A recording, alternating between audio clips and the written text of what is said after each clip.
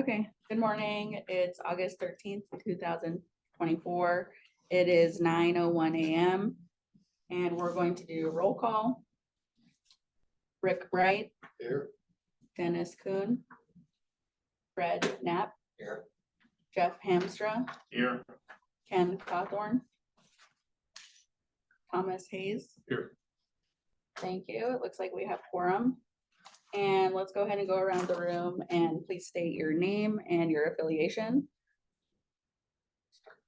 I'm Dave Gibbons, I'm with Schneider Structural Engineers, hopefully future appointee to the committee. Thank you. Right. Rick Hollander, Independent Alliance of Electrical Industry, IEI, also Shums Coda as a building inspector part-time. Jeremy Hamlin, City of Tucson Planning Examiner for Residential.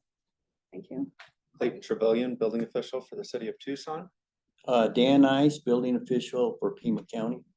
Christina Anaya with City of Tucson Planning and Development Services. Thank you all for being here.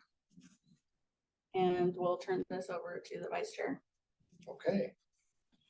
So we have reconciliation of city and county amendments thus far. So I'm assuming that has to do with the volumes of documents from the city and the county that we received. Correct. This is Clayton. So we have posted amendments for the City of Tucson in response to all of the discussions that have come thus far. Hopefully you've had the opportunity to see those on the website. There are very minor differences between the two jurisdictions. Amendments primarily related to organization of how the Board of Supervisors operates and or ordinances specifically adopted by the county versus ordinance specifically adopted by the city.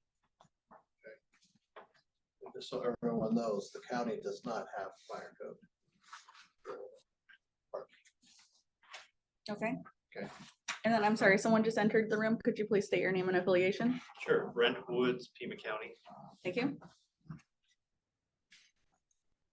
So on the topic of the International Building Code amendments, I do want to bring attention to a couple of differences that the city implemented on our amendments. And I'll just go through them in order. Section 105.1.1 for annual permits. We revised the language, changing the word plant to facility. This is because we have a native plant preservation ordinance, and a registered plant means something different to zoning than it does to building. So registered facility is a more appropriate term for these buildings rather than registered plant to help alleviate confusion. And I will add that I did the draft I sent you guys was before I knew Clayton had made those changes, but the counties will be updated to reflect the same thing so that we have standard terminology on those. And then moving forward to the work exempt from permits, section 105.2. We had some discussion last month about window and roof replacements. And it was brought up that these types of work do not require a permit unless, or a permit or review, unless it's in a historic zone or historic protected structure. So that language has also been added specifically to say not including historic buildings. Historic buildings must complete an historic review and approval prior to either roofing or window replacements. And that also I matched with what Clayton proposed, because it would be true in the county also. Ken Cawthorn just entered the room. Yes. 906.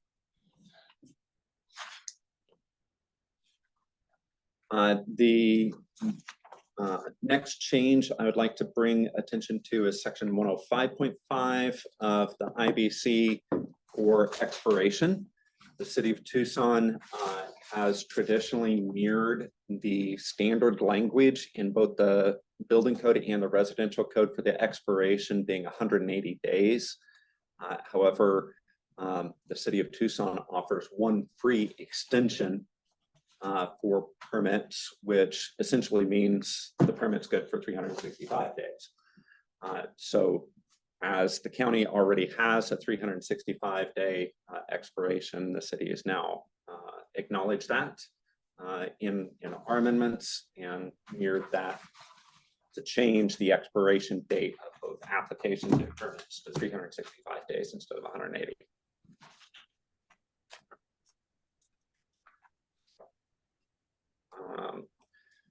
Some sections were removed because of either conflict or updated language. An example of this is the cost for a model plan review. Section 107.6 formally identified the cost of a model plan review by another jurisdiction to be 25% of the building permit fee. This is inconsistent with the currently adopted fee schedule. That section has just been crossed out, and we now reference the fee schedule to make sure that we don't have fees located in more than one location. Other examples of portions that were removed were 903.2.4 through 903.2.9, 907.2.93, revising the limitations for F1M, S1, and R2. These amendments previously were put in place to match the International Fire Code amendments. But rather than continuing to try to match amendments in two locations, we're simply pulling those sections out of the IBC so that the IFC would have that charging language.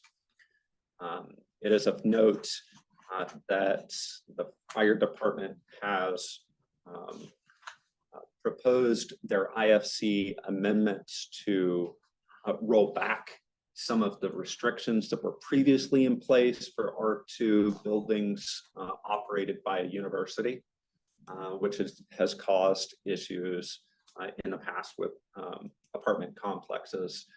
And so those have now been completely omitted out of the fire code. Section 17.6.2.1.2 for static system is the gravity dampers, radiation dampers to match the requested appeals for the IMC. So we have that section updated to match the codes. Just a sec here. Mhm. I find my notes here. Then there should be something that match through penetrations. 717.6.1, Right, I believe. all right, I think that is right. But we were just adding, that is right, yeah, you got it on the Pima County, but it's just not on the city. So 717.6.1, we were adding, for exception 1, just adding the verbiage or floor ceiling assembly after the word wall. I know that amendment made it into that IMC amendment, so we may have missed the corresponding to the IBC. Thank you for bringing that up. Yeah. We'll make sure and get that. Yep.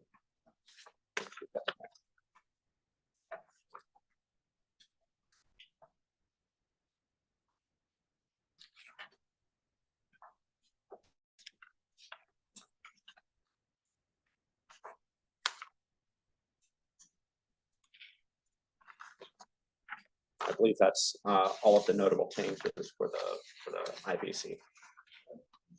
Anybody have any further comments? Room for discussion? Absolutely. On section, these are the, I guess I'm reading the Pima County. 1609.6.1.1, the uplift resistance to minimize microburst effect. There's two criteria, one design based and a prescriptive based. On the design based one, I'm curious, it seems to be referencing a table in the conventional wood construction section of the code. So is this design-based one intended to only apply to wood? Or is this going something that should apply to all materials? Like if you're checking for uplift, you should use 110. All materials. Otherwise, when I read it, I go, well, that's for wood. Not for like, say, a steel joist or potentially, you know, another material rafter. Yeah, So this is Clayton. I think that's a very valid point. I know that there is language referred to masonry buildings with wood roof framing and the connection between masonry and wood. So I wouldn't see why there would be any distinction that would omit, say, steel framing. I'm just Do you happen to have? wondering if there would be a proposed change on the design-based one only, because the prescriptive covers a lots of materials. It kind of says, just do, if you do this, you're fine. On the design-based one, I would propose wind uplift requirement shall be determined by using the design wind value of 110 miles per hour for all components and cladding loads for all materials. And I propose that because then, you know, an engineer like myself would say, okay, when I'm checking uplift, no matter what I got to use 110.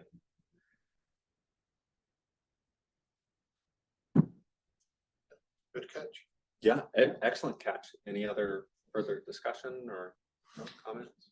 Brent Woods. A comment on the 110, and this is something that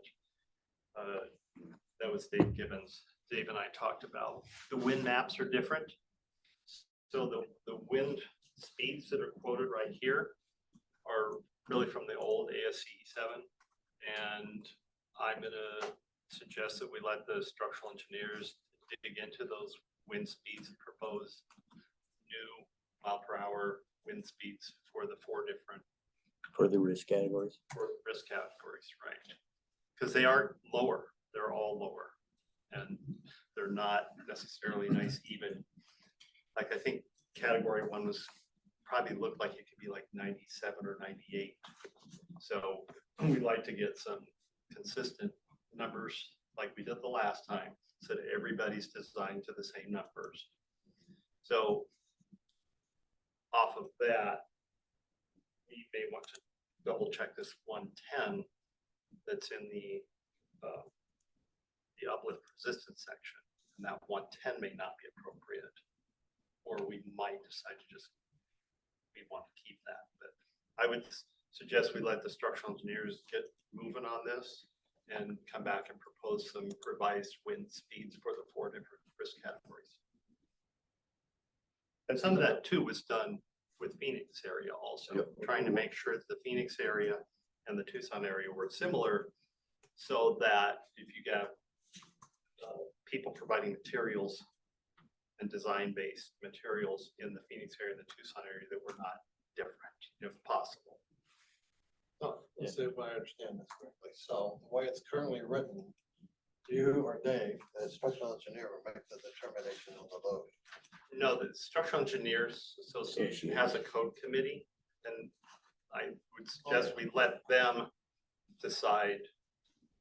Yeah, but I think the point I'm trying to make is now it's at the discretion of the engineer. And what we want to do is make sure every engineer uses the same value when they're doing the calculations. Correct. And you want the engineers to come up with those numbers. So that every engineer is using 110 or whatever the number is. Right, and that's what we did last time with We the did. old code, with the old ASCE 7 is we looked at the numbers on one side of the county and the other side of the county, and same thing in Maricopa, and we came up with these 4 numbers that were pretty good, that were good to use for the whole county or the whole city of Phoenix metropolis area. Okay, so we're trying to match Phoenix. If we can, Okay, now the engineering group, do they have a group in Tucson or is it all? Yeah. and they have code committee people that are in both cities. You know, in other words, the Structural Engineers Association has a code committee and they have members. down So here. ideally, we like both code committees to match, but that may not necessarily be the case. Right, we'd like these numbers to match if we can, but Okay. it may not end up that way in the end, but we would like to at least take the lead and set some numbers that make sense. So that all engineers doing all projects in Pima County, because Pima County is bigger than the city. So find numbers that work for all of Pima County for each of the 4 categories.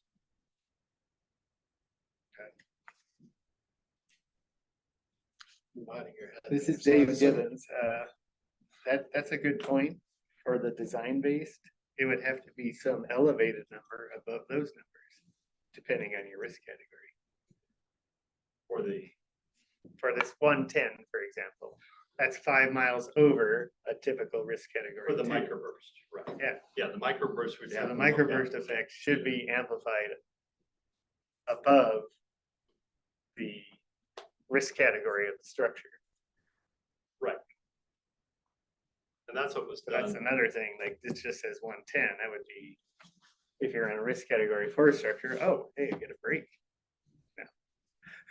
Well, yeah, maybe the wording needs to be modified to where it's simply a plus number of miles per hour, independent of which category you're in.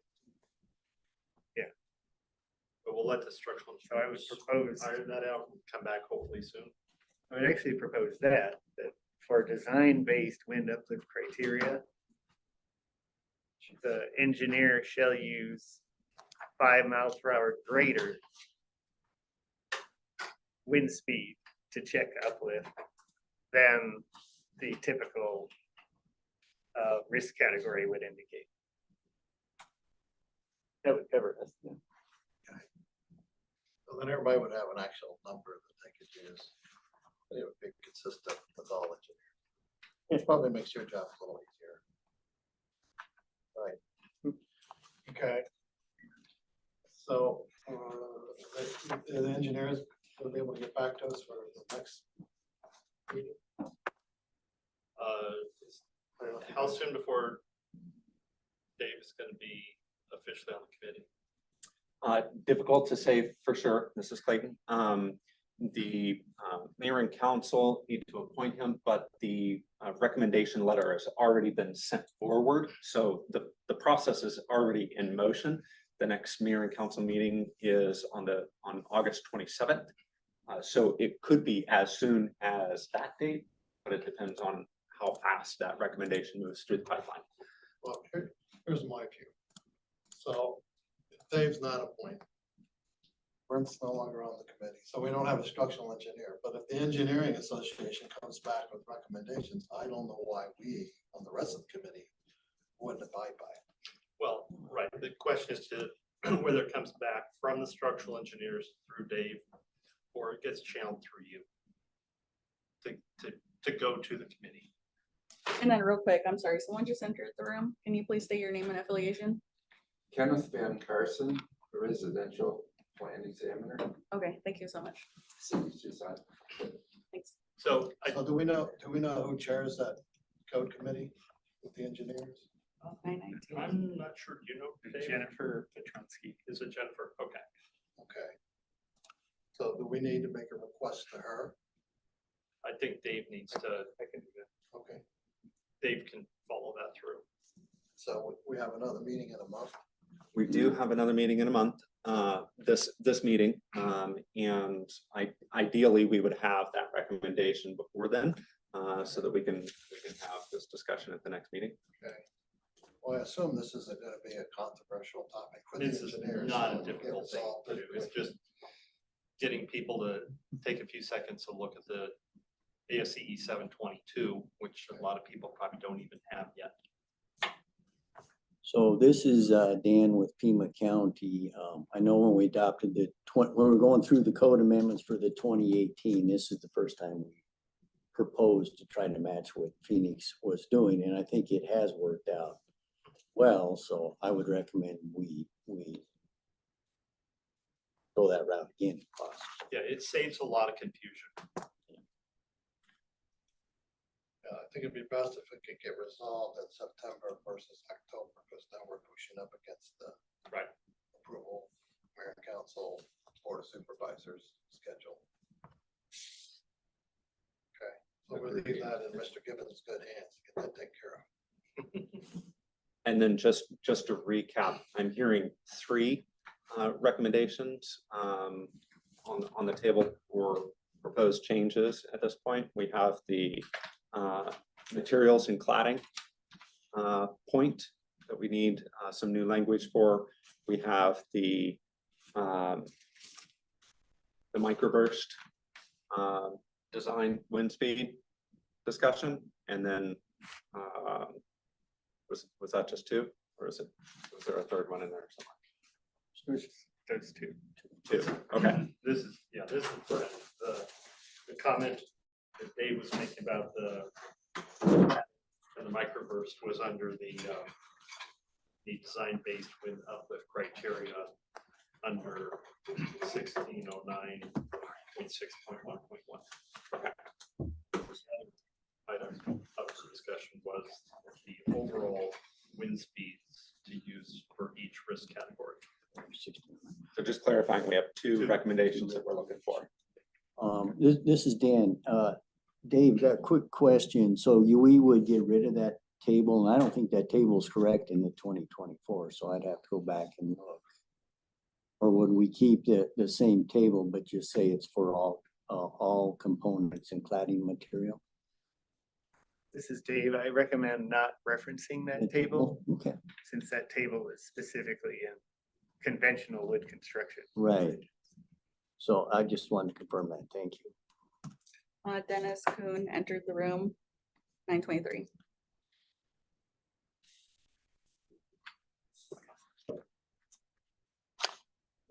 More comments on the building code? Dave?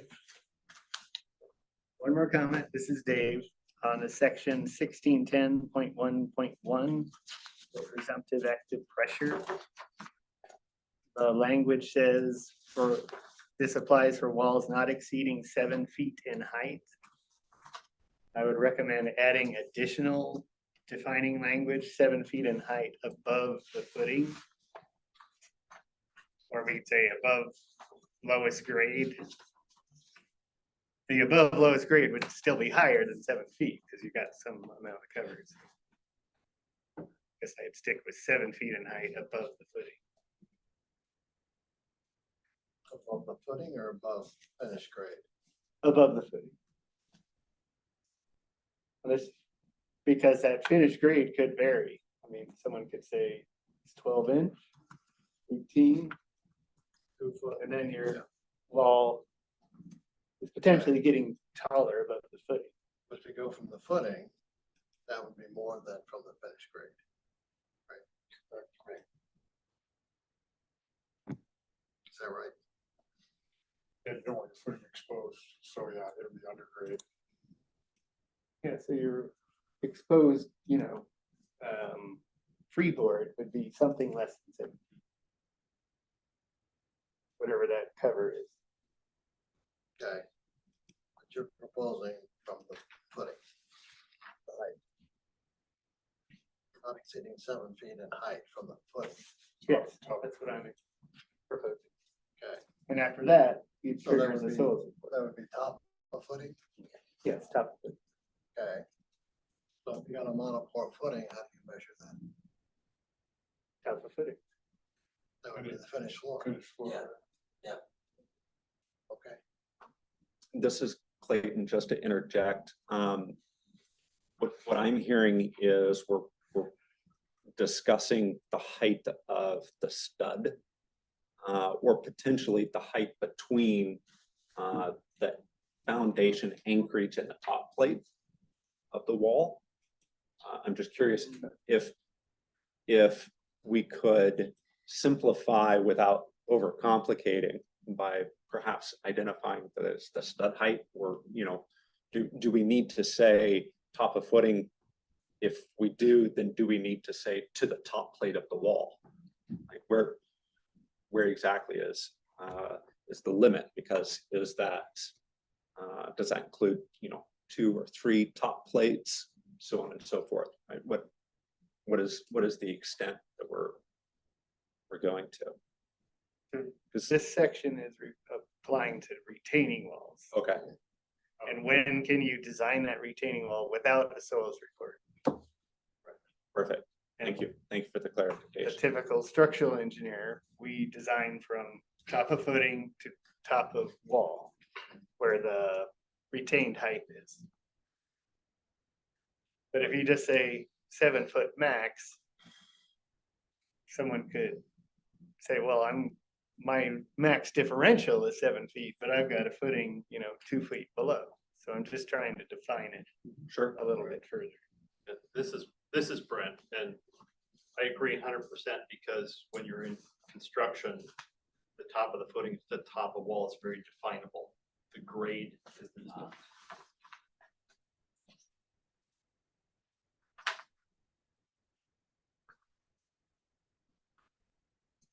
I just want to make sure that we're inserting the most appropriate words, right? So that it's clear to anybody and everybody that reads it.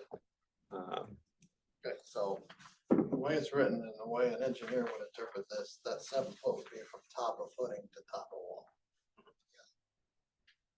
That's the way you guys. would Not the way it's currently written. But the way, Well, what if I'm you- saying is the way it's currently written, that's the way you would interpret it. Top of footing, top of wall, right? The 7 foot. 7 foot is not really defined not where it's from. So that's why Dave's asking, Right, you just want to define where it comes from. Define the start. Right. But I think the intent was this 7 foot was top of footing to top of wall. That's what, whoever wrote this, that's what they were thinking. And all we're trying to do is clarify where that 7 foot is, right? Yes. Okay. So do we have some proposed verbiage?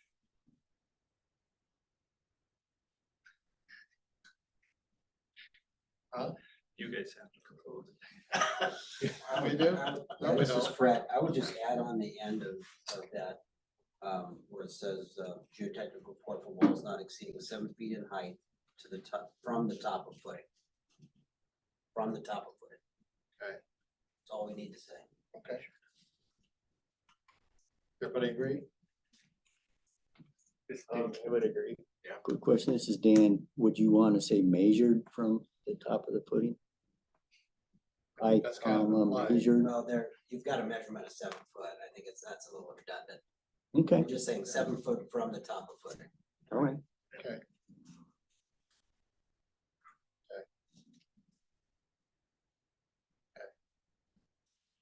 And the rest of that sentence is about surcharges. Yes. Right. So if you have surcharges, then you're gonna.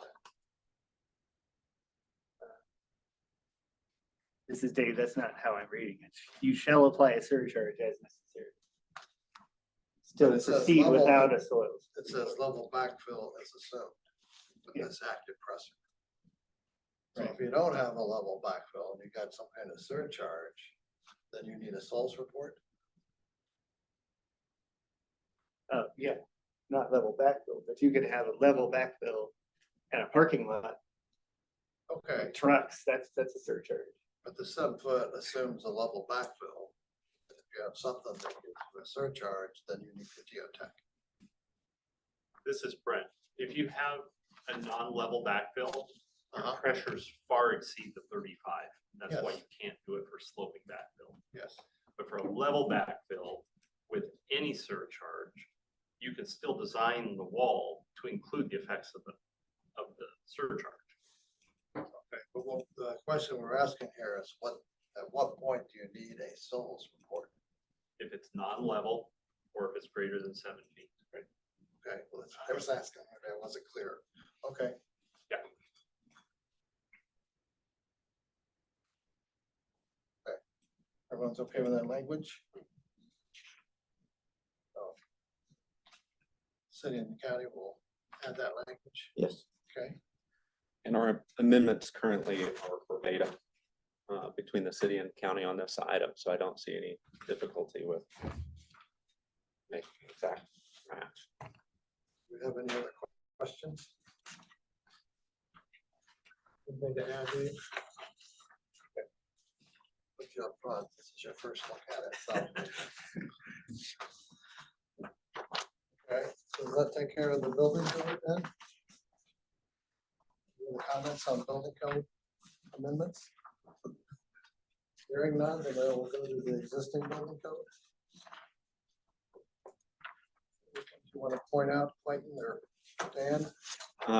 The City of Tucson's current amendments to the existing building code really only remove chapter 1 for the administrative provisions, which point to the IBC. And so we would, we're proposing maintaining that.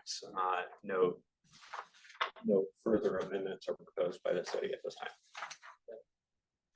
Dan?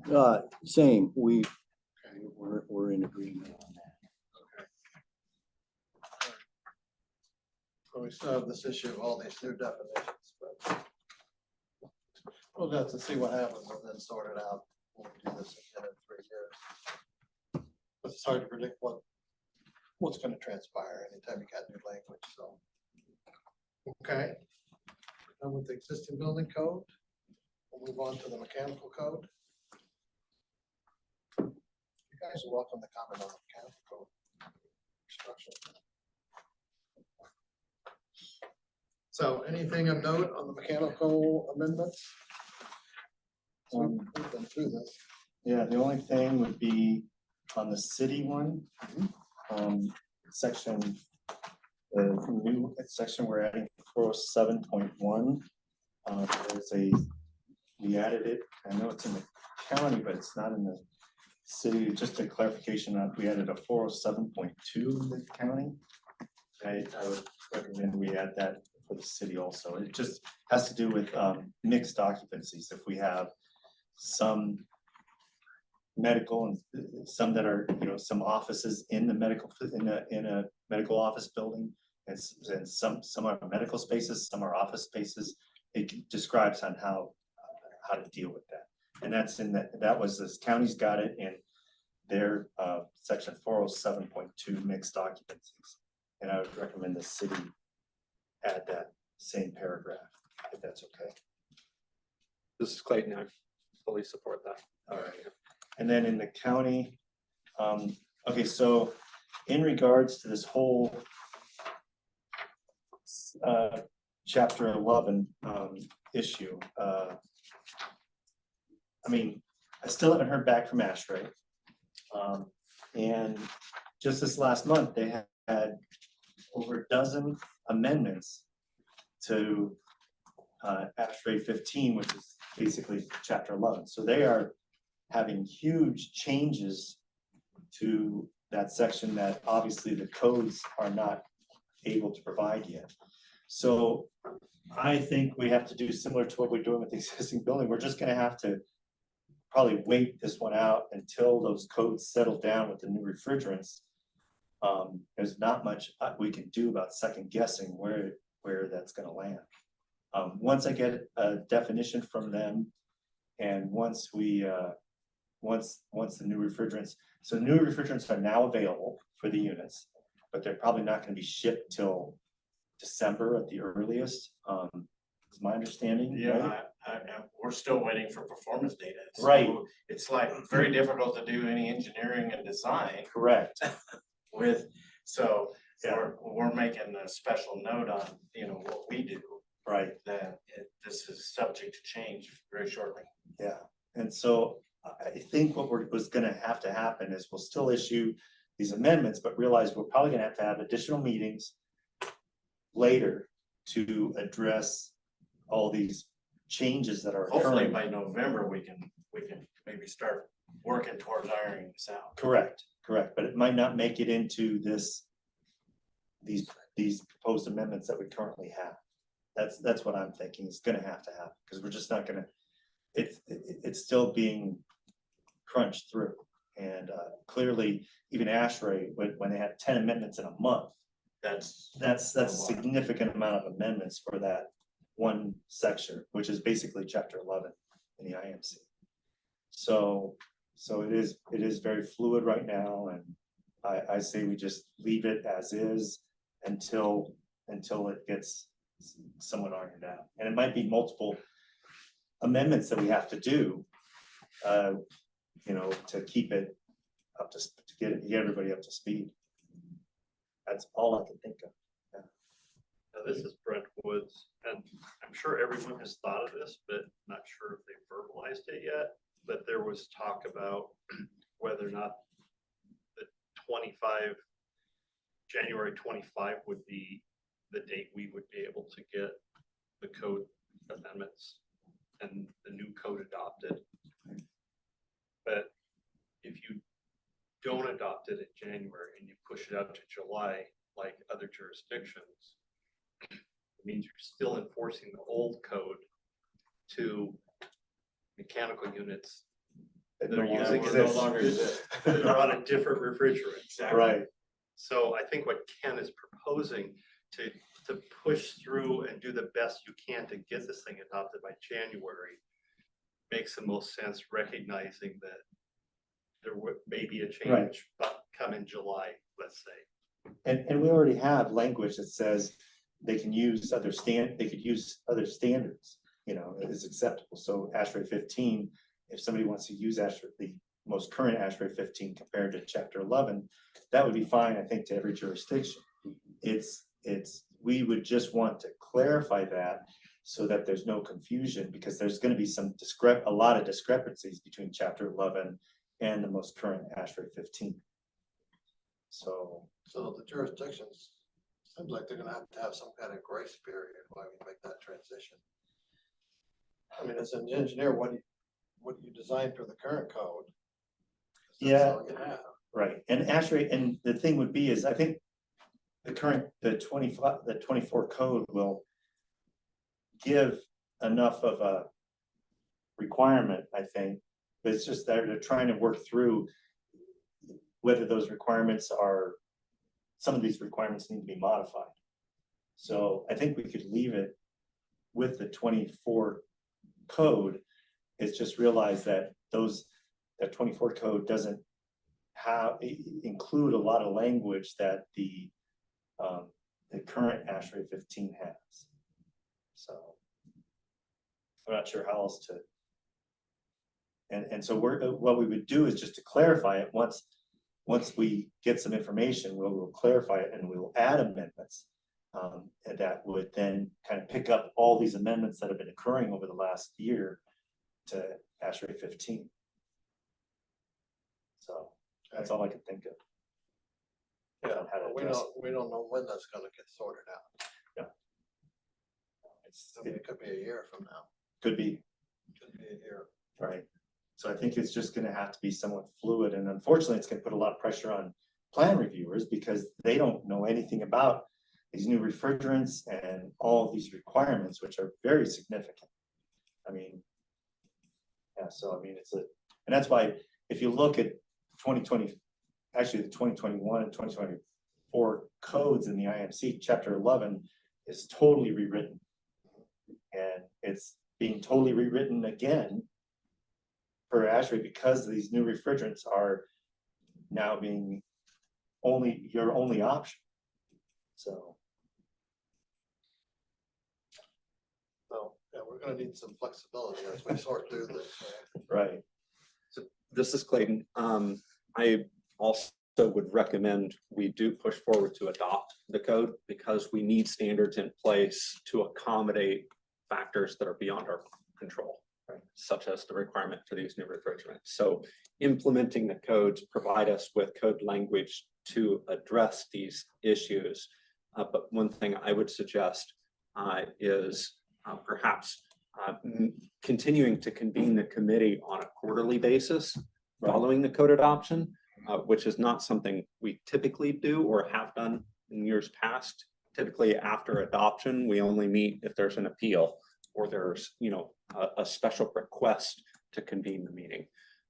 It may be advantageous for us to just go ahead and schedule meetings, perhaps on a quarterly basis or a semi-annual basis, so that we can review the progress of ASHRAE developments. And I agree with that. And I think what we could do is I can update everybody on what proposed amendments we would, and how we would want to implement those. But I think we, you know, if I find something else out before our next meeting next month, I'll update everybody. But like I said, just this last month, there were 10 or 12 amendments just on that section. That's not something they're gonna sort through. Right. Yeah. Right. Take some time for that. Right. Okay. So does ASHRAE offer seminars? This is gonna be brand new, like plan checker and stand. I would think they're going to have to on this one because it's such new stuff, but I'm not aware of any right now. How about your all mechanical engineers or stuff on it? There's very few mechanical engineers that realize what is changed. Right. At least in Tucson. So this is Dan, just a quick question. Right now, is there a huge difference between ASHRAE 15 and its current version and the current version of chapter 11? No, I think most of the this is Ken, most of the amendments have been clarifications or adding language that allows other options rather than the current language. So because A2Ls will be so prevalent, they'll be the only refrigerant. I think they're trying to figure out how to deal with that in a way that's not going to be, you know, so costly. So. Okay, yeah, only reason I was asking, I didn't know if it'd be worth maybe adding amendment to where you could use. Yeah, and maybe that is something we come at, and we could go over that. I think if we can add that by next month, I think that would be good. So I'll see what if I get, I'll push ASHRAE to give me a response. I think they're delaying on giving me a response because they're trying to figure this all out too. So that's all I can think of. So this requirement came a little too fast for the industry to. Well, yeah. absorb. the scary thing is the non-licensed or uneducated licensee that's not on top of this. You know, we're starting our training of staff in September for that, and what I'm worried about is I think it's going to be very fluid in 25 because we're going to hear about something blowing up and them not being aware of what they're dealing with anymore. Right. And all of a sudden we have, oh, you know, now we need to regulate to stupidity, you know, type of thing. Right. Yeah, and like I said, I was surprised that most of our engineering community, at least in our area, is unaware of this also. So it is something that's going to catch a lot of people off guard. So it's unfortunate. But I think we're going to try to address that with local chapter meetings and stuff like that. But Yeah, well, the problem is reaching out to those that are engaged in those. right. And we've been trying to reach out to architects, building owners that at least we're working with, but that's not everybody. So. Right. Yeah, it's gonna come as quite a surprise to quite a few people. Right. So, and that's why I think the quarterly meeting idea is probably a good idea because I think it's gonna take a while to work through all that. So. Yeah, I think we're gonna have to have a lot of flexibility here as we work through these issues. So I'm not sure what the outcome will be in the end, but. Right. Okay. Anything else on the mechanical code? Okay, we'll move on to the plumbing code. We notice items we need to be made aware of. So, this is Ken. The only item that I'm aware of is Lucinda and Dan, might need your help. I've been talking to Lucinda. So this is in regarding the grease interceptors. Okay, Especially this section B2 that we've been talking about for hydromechanical grease interceptors, meaning ASME, that section. So she is wanting to set something, she was implying that she wanted to set something up that was similar to what we're doing for the gravity grease interceptors, where it's just this many fixture units, it's this size, it's this capacity. And I was explaining that to her and she was, and so right now we just have it that it needs to be designed per ASME. And she's like, yeah, I don't think we want to do that or make that a standard. So I asked if she could approach Steve and try to get something resolved, and I haven't heard back from her. okay. But, so I don't know if she's been, I'm assuming she's talking to Steve and that's why the delay in getting something from her. Okay, But I just am concerned. And then, also, I'm not sure how we address it here, but I know Marana has their own wastewater. they do, So they're not on Pima County wastewater, and neither is, sorry. and neither is Salvarez. So that's why I think this needs to be addressed in this code so that everybody's in agreement with those other counties, trying to get them in agreement with it, so we're not having differing wastewater, requirements for grease How are we interceptors. gonna do that? Well, I was hoping at least if we can get Pima County wastewater on board, that the other waste, then we could get it in all these amendments, and then hopefully, I'm hoping that Marana and Sarita would be in agreement with that. But I could reach out to both of them and just verify that with them. So this is Clayton. We've been in discussion with Oro Valley, Marana, Sahuarita, and Sierra Vista related to their proposed amendments, and they're keenly interested in the work that we're doing here. So I cannot speak for those jurisdictions, although the discussions that we've had, they are looking to us to help prepare the code language for their amendments. Sure, that'd be great if they would abide the Yeah. same manner. So I think if we could just get Lucinda and Steve, or probably Steve, Steve. agree to how they want. And I'm okay with doing it either way. Either we do it per the ASME standard, or we do it per, if they would rather do so many fixture units, and I gave her both options. And I'm sure she's probably reviewing that with their group, but I just haven't heard back from her yet. All right, I will reach out to both of them. Okay.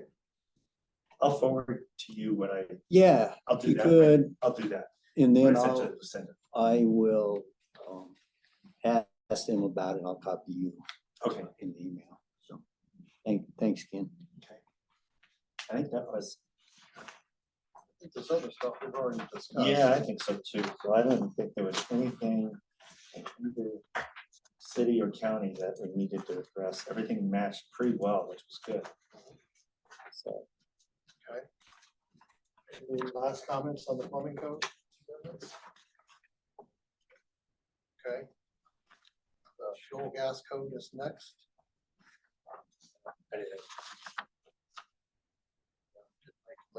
No. To that code. no, Just do want to point out, just for everyone's benefit, including those folks that may be tuning in online, that there is one difference in the city's amendments versus the county's amendments related to the tracer wire, which came up several meetings ago previously.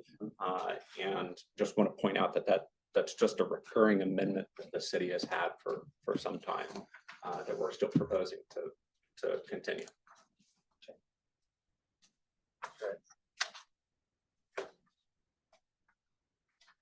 More comments on the fuel gas code? I know that's one of our more exciting codes. yeah, yeah. We're right up there. Okay, so that takes us to the swimming pool and spa code. So.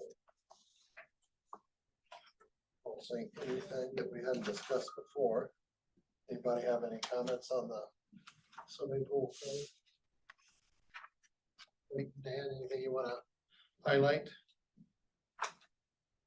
I believe this code is one of the most consistent between the city and county. Yeah.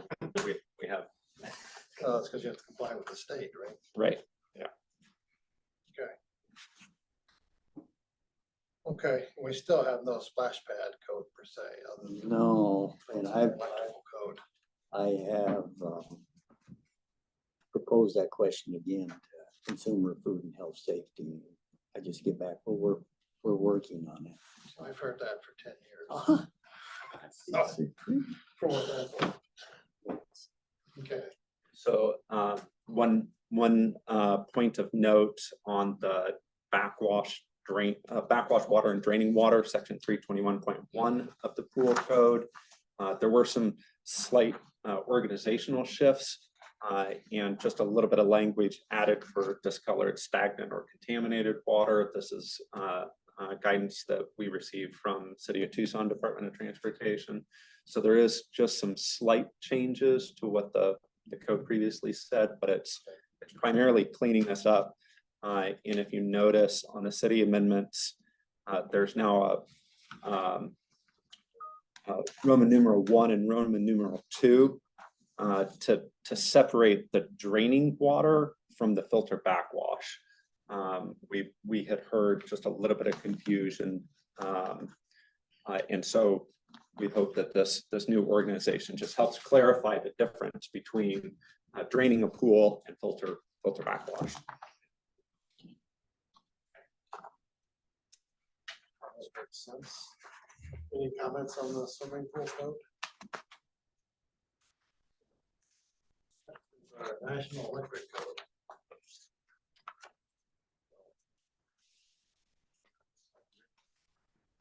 Rick Hollander, I have a question. I noticed that City of Tucson is looking at EV charging system.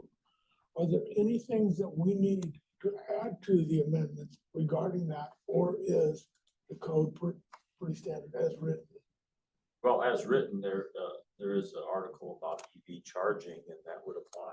Right, but do we need any amendments to apply to what is, or is the code in itself? I don't think so. Okay, that answers my question. Yeah, the Thank you, only, Dennis. the only issue I know of EV charging is an administrative issue, not a technical engineering issue. Well, when But the- how's it get administrated, you charge or not charge, but that's not really a building code, electric Well, code issue. it is in the NEC, which we're discussing on the amendments. So they don't tell you if you put an EV charging station in a commercial parking lot, whether you charge for it, not charge for it, how you administer it. No, Which no, is I original- understand that, That's not a code but issue. in the actual installation, in the amendments that we do, those are amendments to installation practices Right. with electrical. So I was wondering if any installation practices to EV in the NEC would need to be into these amendments. Dennis answered, he does not think so. So at this time, we don't need to address that. Yeah, I don't think there is. They may come up later once they start installing more of these, but. Yeah, I mean, it has the same issue any other load would have. You have to size conductors properly. You have to size overcurrent protection properly. Make sure there's adequate capacity in the system. So EVs are no different than that. I think, there could be some problems that pop up on existing facilities where people put these things in without getting permits, and they don't do load calculations, and they can have problems that way, but that's really beyond the need for any action by our committee to write amendments for that. All that stuff is covered by the basic application of the electrical code. Okay. So I think that, I don't believe we need to do anything. The information he just provided, conductors, overcurrent, that all goes back in the NEC, back to the actual code section from chapter 3, chapter 4. So we've already addressed those in our amendments. Yes, I understand. We've got it covered. Thank you. So code wise and engineering wise, we've got it covered. Yeah, I Some of the I issues believe come so. up. There, yeah, it's really it's a difficult thing to process the difference between EV capable, EV ready, and EV installed. And quite frankly, EV ready, which seems to be the going point on so many of the requirements in the EV ordinances. It just gives you a receptacle outlet. So for anyone to utilize that, they've got to have their own connecting cord that they carry with them. So they plug into the car and then plug into the receptacle outlet. That's not very convenient. But that's where the EV regulation is right now, in terms of what's being mandated. But that's a big decision for the property owner, developer, whomever, because the cost difference to actually put in what people commonly call a charging station, I mean, it's orders of magnitude more than putting in what's essentially a range receptacle for that parking space. But when people put the receptacle only in, then they really have the potential to just give the electricity away for free. Again, that's all a management decision, and the EV ordinance doesn't really address those issues at this point. And I, that ordinance is kind of separate from the building codes anyway. It's not really No, I mean, it's more like a zoning rule or such. Really, it's the owners are gonna have to figure out how to deal with it. They're gonna have to sort through it. It's gonna take years before they come to kind of an industry standard on how to deal with it. Yeah, this is Fred. It's not gonna be consistent anyway. Some owners are gonna offer it as an incentive for people to rent there and buy there. And some owners are gonna say, no, this is an added cost. It's, this is an add-on charge. So. Yeah, but we need to sort through that. One of those models is gonna work best. Yeah. But we won't find out till people implement these various models. And whichever is the one's most successful, that's what people are gonna emulate after that. That's not really a code issue. That's an administrative management issue. This is Clayton. I just want to interject that the city of Tucson hasn't amended sections related to how EV chargers should be installed, but they have implemented ordinances on when they should be installed. So we have an IRC amendment that was adopted by mayor and council since the last code adoption that requires EV charging in single family residences. And you will see that in the forthcoming IRC amendments for 2024 as we carry that mayor and council adopted ordinance forward. And then there's a separate adoption in the Unified Development Code, which is the City of Tucson zoning code that requires EV charging in commercial facilities. So just want to clarify that those amendments don't change how they're installed. They install when they're installed. Yeah, I don't think single family is that big of a deal for that EV charging. It's when you get out on commercial property, apartments or office buildings, whatever, how do you administer that? Charge for it? But that's not really a code issue. So Yeah, well, there is one, just to add what Clayton said, it's the magnitude, the type of charger, whether you're doing level 1, level 2, level 3. For the most part, what's being mandated is the capability for level 2. And that's the minimum for that is the 40 amp circuit. And that can have an impact on residential construction, depending on how big the house is and what would have been planned for an electric service versus what will be required once you have to put that extra 40 amp circuit in. So yet, if you look at the overall cost of housing, in the worst cases, it might upgrade a 100 amp or 125 amp panel to be a 200 amp. And there's not a huge cost difference to do that the way most houses are put together using these all-in-one meter panel units. The incremental cost is not terribly high there. What about the jump from 200 to 400? Yeah, so that is a bigger jump, right? That's absolutely a bigger jump. And yet that's happening only on the larger houses. And I guess the prevailing attitude is, well, if you can afford to build a bigger house, you can afford to upgrade. But Well, I mean, there I are hate to large, burden people with that. there are large houses with 400 amp services and no EV charging. Oh, sure. So that's kind of in a league of its own. And I will say, just to add to that, that in 2021, when the residential amendment was implemented, that was a deciding factor on whether to use a 50 amp circuit or require a 50 amp or a 40 amp, which is why the city reduced to a 40 amp circuit, even though we did have some advocates pressing for a minimum 50 amp circuit, was to try and make sure that we aren't inadvertently forcing service sizes to jump from a 200 to 400 amp service. Yeah, the interesting thing about that, the rating of the circuit is that the charging rate of 32 amps is really the standard for the level 2. Now, level 2 can go all the way up to 80 amps of charging, which would need a 100 amp circuit. But the most standard is 32 amp. And if you just say level 2, that's what you plan on. And that seems to be pretty pervasive in the EV industry and even equipment that's being manufactured and all. It starts at that level. So it's really an option for somebody to say, hey, I've got a car that has a bigger battery than usual. I want to be able to make it recharge and just overnight if it's completely empty. And so I want to be able to charge at 48 amp rate or charge at 80 amp rate in my own house. Well, then you're going to have to pay for the amps that it's going to take to do that. And you can put in a actual charging station that will do that. If you're going to just put in the NEMA 1450R receptacle, you plug that into your car, it's going to pull 32 amps. So there's no need to go beyond the 40 amp circuit.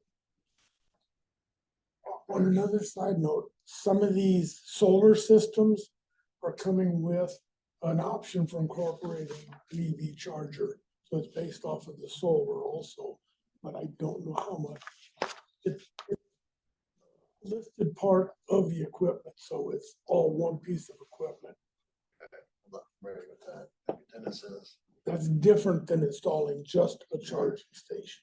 I'm not familiar with that exact technology, but there's so many developments going on with solar power, being grid connected versus battery storage, backing up with on-site generation that could be natural gas fueled or diesel fueled, and the intermixing of all those things, and it can get really, really complicated. And there are quite a number of people that want to do that on their own residence. And so that requires, care from all sides to make sure it's done properly and safely. You can't get your interconnection to the utility company without following all their rules, and they're not going to turn the power on unless it's cleared by the city and county, which means you got to get a permit. So there is processes in place, and the code rules are already addressed in the code. So I don't know we need any amendments. It's just general awareness that it's maybe not quite as easy as you see the ad for the pickup truck that says you can run your house off of it. Well, you're not just going to somehow plug it into an outlet and your house is going to work. There needs to be a lot of extra parts and pieces to really isolate that from the utility company, because the utility is very concerned about a backfeed from any distributed generation that's in an individual property, whether it's residential or commercial, that could somehow energize their lines. That could kill a utility worker that thinks they've made the system electrically safe, and then it isn't. Right. So always those installations where there'd be a potential of that happening, the utilities require a separate isolating switch that will disconnect all that distributed generation from the interconnection to the utility. So the NEC does say how you have to do it from the NEC point of view. Tucson Electric Power Company and I believe Trico, which are the only ones I think we're dealing with here, they've got their own standards on when to put them in, and I know when I have to design those, we really carefully look over what has to be done to do it in the best way. From the inspection point of view, that's what I'm seeing. They have to get the solar permit. The permit is reviewed. It meets the requirements, and from the inspection point, they're installing it.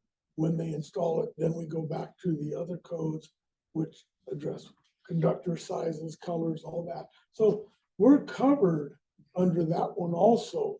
So my concern was there going to be any new concerns? But Dennis answered that. So yeah, the NEC covers it with the amendments that are current here, and we're good from the inspection point of view. On the NEC amendments themselves, I reviewed the county. I haven't reviewed the cities, but it's as I suggested, I don't have any comments on. The county amendments are identical. We were just waiting for this discussion to make sure there weren't any last minute changes, or that, you know, we captured the intent from the last meeting. So Yeah, I don't have any. So really the only concern we have is standard single family residence that we're not driving the service up to 400 amp. Gathering from your feedback, that hasn't been an issue. I am unaware of issues related to that. I think that the EV charging ordinance that has been implemented since 2021 has not caused that undue burden. I haven't heard any reports of that. I mean, typically, if you calculate a standard residence, say up to in the 3,000 square foot range or so, if it's got gas for building heating and water heating, you're not going to get close to a 200 amp service, even if they have other appliances. Those heat pumps. Yeah, but what does happen is when people don't do all gas, heat pumps with backup electric heating can really raise the load requirement. The other thing we're seeing more of is swimming pools that are using heat pumps instead of gas heater. And typically one of those will run 35 amps or so for a swimming pool heat pump. And yeah, it's the cumulative effect. Another thing that's a really big adder in residential calcs is instantaneous water heaters. Based on the flow requirements, when you have multiple bathrooms, you know, we're seeing 24 kilowatt, as much as 36 kilowatts for instantaneous or tankless electric water heating. And that will very quickly overburden a 200 amp service on a house. Now you can mitigate that in how you do the calculation. It kind of goes into the optional method of being other loads, so it gets calculated a 40% demand factor. But even 40% of those higher kilowatt ratings, it's a substantial amount of amps, and that tends to push things over the edge. The one thing that I see though in calculations, and I see it when I go back in and remodel other you know, things that have prior approved. I look at old plans and I see multiple times where people misapply the load calculations, but yet they seem to get approved by the jurisdictions. And the biggest thing I see is that when you use the optional method in the NEC or in the IRC, you're supposed to put all your loads in at nameplate ratings. And it's very, very common for people in their calculations, they put a load for electric range in at 8,000 watts or 10,000 watts, some number lower than what a typical electrical range would use. All the examples in the NEC show a range of 12,000 watts. And The 8,000 is a number that you actually use for a range in a standard calculation, which takes into account the diversity that would happen in a range, but where you're just putting that in as a load number that doesn't further get diversified. But the method and the optional method is you're supposed to use connected loads. And I've seen numerous old calcs, and I'm talking about things that go back even decades old. But you know, we're adding an addition on the house, so we look at their old plans, and there it is, the range in at 8,000 watts. Even though, you know, I challenge anyone to find an electric range that's rated 8,000 watts nameplate. Quite frankly, you don't find many that are as low as 12,000. They can be oftentimes higher than that, but the code examples are using 12,000 for a range, and I think that's a reasonable place to start. I would add, in case, notice Dan, you're taking notes on that. Well, When ranges get applied on a 12208 volt system, like you would see in a multifamily building with 3-phase coming in and single-phase units, the ranges are actually operated on 208 volts instead of 240. And under that condition, they actually derate. And the derating factor is the square of the change in voltage. So it's 208 times 208 divided by 240 divided by 240 again. That factor is 0.7511. So essentially it's a 75% factor. So a 12 kilowatt range per nameplate pulls 9,000 watts when you hook it up to a 208 volt system. So if you saw 9,000 watts in a 208 volt calculation, that would be correct. If it was a 240 volt system, it should be 12,000. But I see plans all the time that seem to say 8,000 for these ranges, and that's where I see a thing of misapplication. But you know, I don't know that we need an amendment. It's plain as day in the NEC. I just think that's something. yeah, well, that was, Just be aware of. that's why I was taking some notes.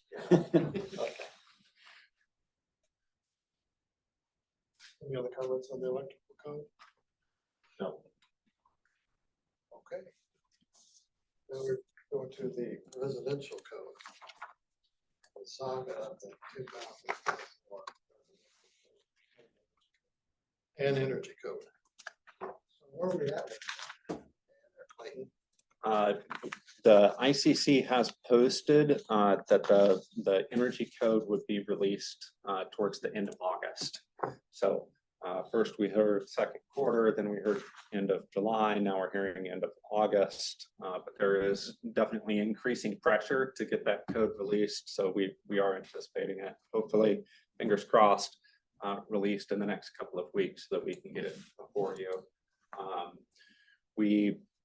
From the city's perspective, we aren't pushing forward too many of the changes from the 21 because we're anticipating many of those being rolled back in the 24, similar to what we've spoken previously. But we haven't seen it yet. So But I would say this is the first time they've ever posted on their website. They would be the end of August. Or it was just verbal. Anyway, that's Yeah. all I read. agreed. Yeah, it's been rumors all the way up Yeah. until a couple of weeks ago, and then they actually posted something on the website that it will be released by the end of August. And I saw this, Ken, I saw you could purchase the red line PDF if you want to purchase that currently, but you can't get any the 2024 other than the red line version available, right?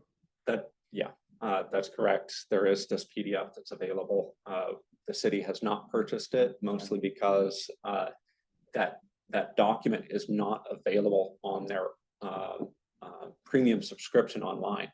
Right. So from our perspective, if they're not posting it to the premium subscription, then it really doesn't hold much water.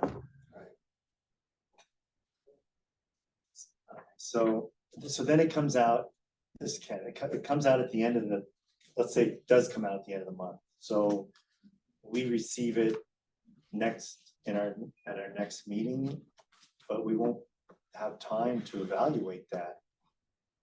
Well, I guess the question is, I said it's gonna be released at the end of August. Does that mean we're gonna get a printed copy? Well, what I read said electronic and hard copies would be published. What I don't know is how long will it take to actually receive a hard copy. Because everybody's gonna jump in and try and get their copy. I mean, I've got the order in, I've had it ordered since December. So I would think maybe we're near the front of it, Right. but I don't know. I mean, once I know it's officially published, I'll be back in touch with ICC to see if I can get a date. So sure, the builders will be happy if we skip that. Oh, yeah, yeah. So does, but then it looks like we wouldn't have the amendments ready until October, November, right? October, I would say at the latest. Right. If it's released in the next couple of weeks, it is high on our priority list to do the assessment. And so, you know, you would at least get that document from us that identifies the changes between the 18 and the 24. In this case, we probably won't do an analysis of the 21, depending on the changes. If there's wide sweeping rollbacks from the 21 to the 24, we'll probably just compare the 18 to the 24.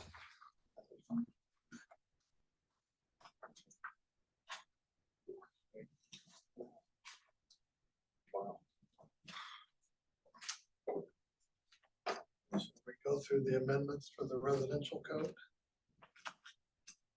Anybody want the votes?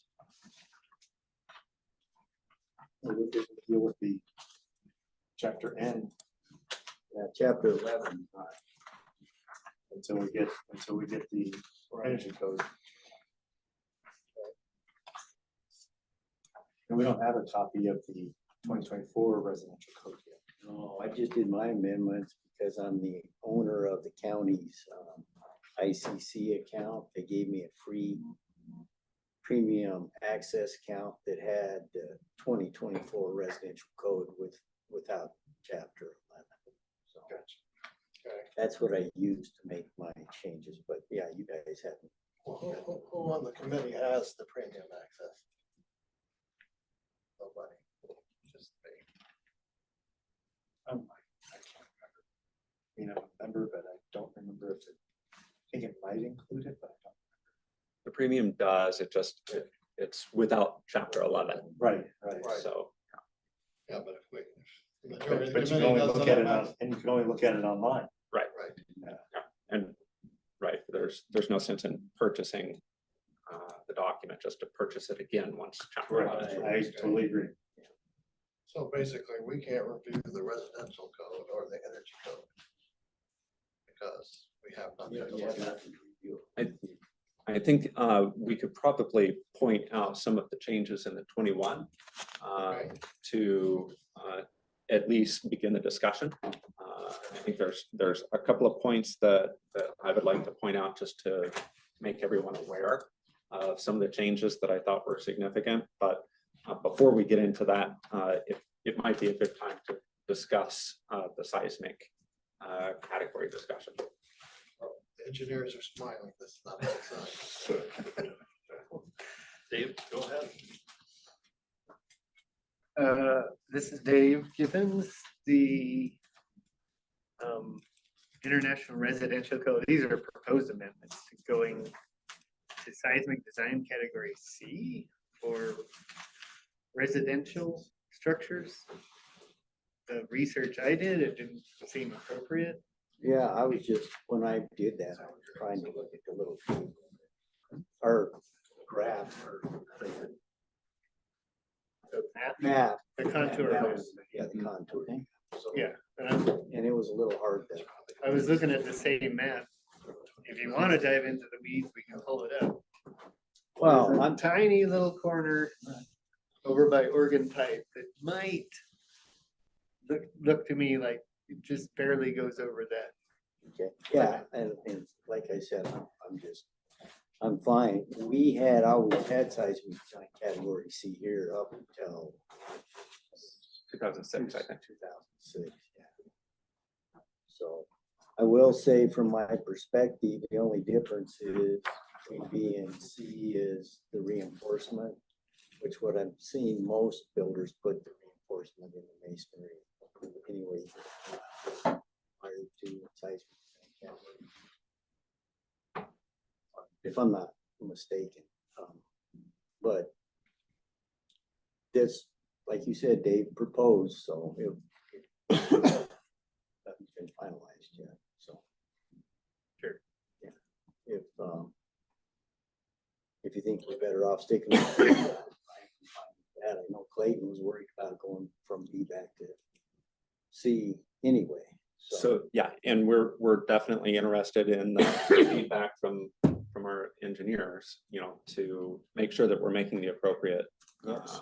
designations here. Since this table, the table R 301.2 has to be filled out by the jurisdiction. So we just want to make sure that we're putting in the correct values. There is a little bit of concern associated with category B masonry walls are allowed to be unreinforced in the residential code. So, but those raise some concern.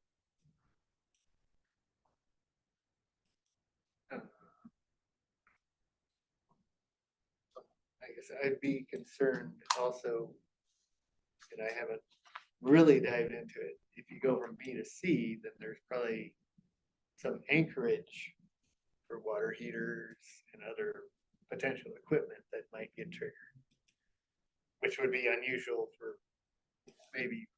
I would have to look, but I don't think that goes into effect till you get D to D. Okay. So it may be a very trivial classification.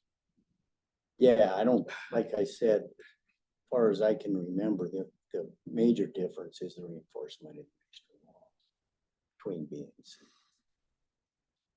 So just, this is Brent, just to kind of clarify for those people who are not really up on seismic calculations.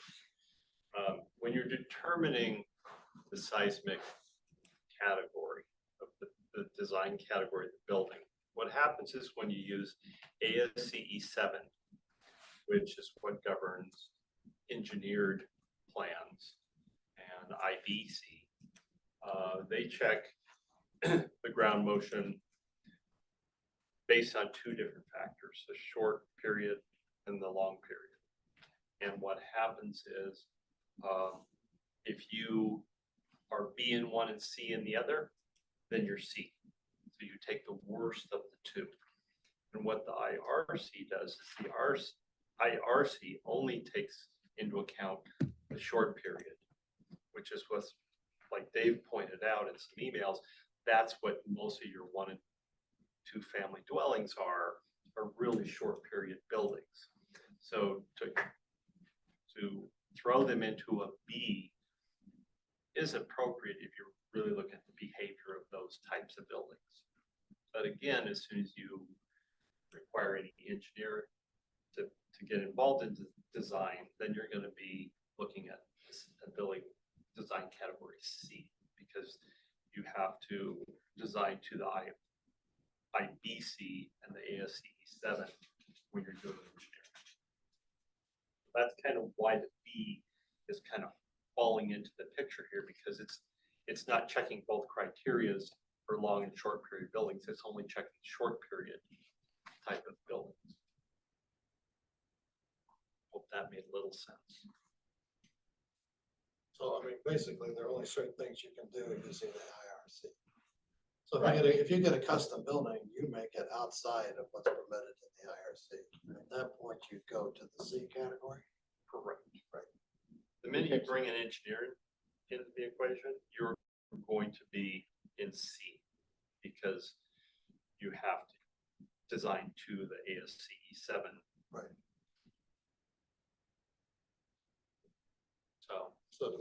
So I guess the question is, in the IRC, do we leave it B and let people that are using the IRC category?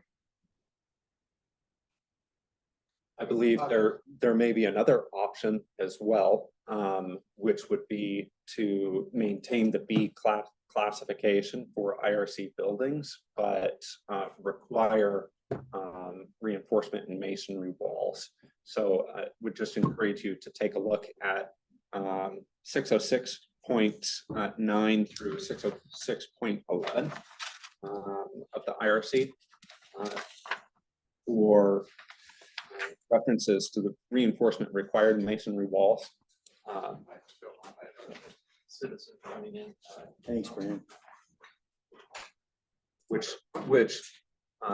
may alleviate some of those concerns where prescriptive allowances of the IRC still allow people to build unreinforced masonry buildings. My question is, the code is the absolute minimum. If I got a masonry building, it's reinforced, regardless of what the code says. So if the code, if the IRC says I don't need the reinforcing because I'm a B, I'm still gonna put the reinforcing in. Well, Because I think that's good practice. But the codes are setting the minimums. Right. Not what, consider good practice. So what's the downside of not reinforcing the masonry walls? You still need it at the openings at corners, correct? And footings. Number 4. And footings. Okay. So from an engineering perspective, what's the downside? There's thousands of houses here that are unreinforced. Well, yeah, exactly. So is it a problem? No, they're just brittle. So they crack and, fix them is a problem, but. They performed To have a performance, adequately, through the years. you could So- argue that that's it. So The codes are reinforcing makes the sense. minimum standard for safety. Right. So if the unreinforced is still safe, we don't want to push beyond that. People can always build stronger, better. Right. But if there is a chance that they're not safe, then we would have an obligation to do the right thing and mandate construction that would be safe. Well, that's the question. And then, You've summed it up very well. unfortunately, I'm not a structural engineer, so I don't understand. That's why we're putting the onus on Dave here. Well, But it for needs that's the residential decision. structure That's the decision. with very short walls, they are safe, even unreinforced. Even though, you get, if it settles, you're gonna crack it all to heck. But that's not really a seismic issue. No, It's that's not a safe. a foundation issue. Yes. Well, that's the question. I mean, I wouldn't do a masonry building without reinforcing it. We're not doing it for my That's a design purposes. We're doing preference. it for the minimum required to be safe. And Dave, my understanding is the unreinforced is safe. At the heights you're talking about in residential. Yeah, because once you get up above a certain height, you're no longer in the prescriptive requirements that IRC. Is that 10 feet? I don't have the table. We still have that. Yeah. 10 for To the diaphragm. I think it is, Tom, but I think Clayton's got it right there. Let's see if I can find the right table. And seismically, those are very simple structures if you use the IRC. And you can't deviate far from that prescriptive before you get into engineering. Then it needs to go to category C.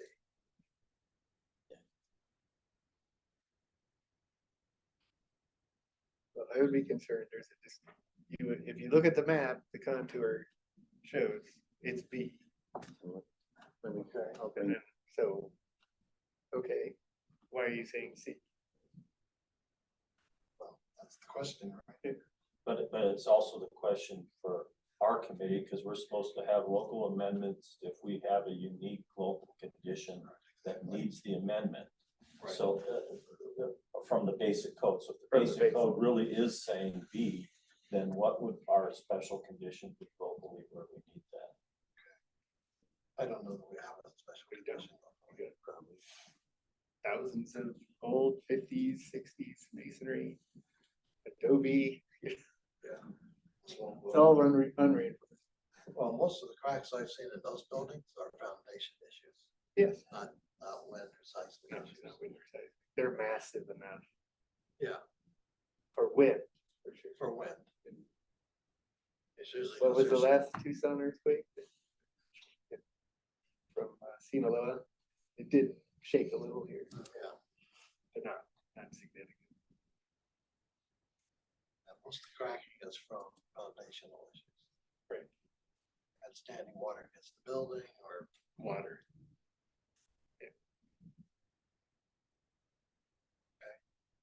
So what's the consensus on the committee about B versus C?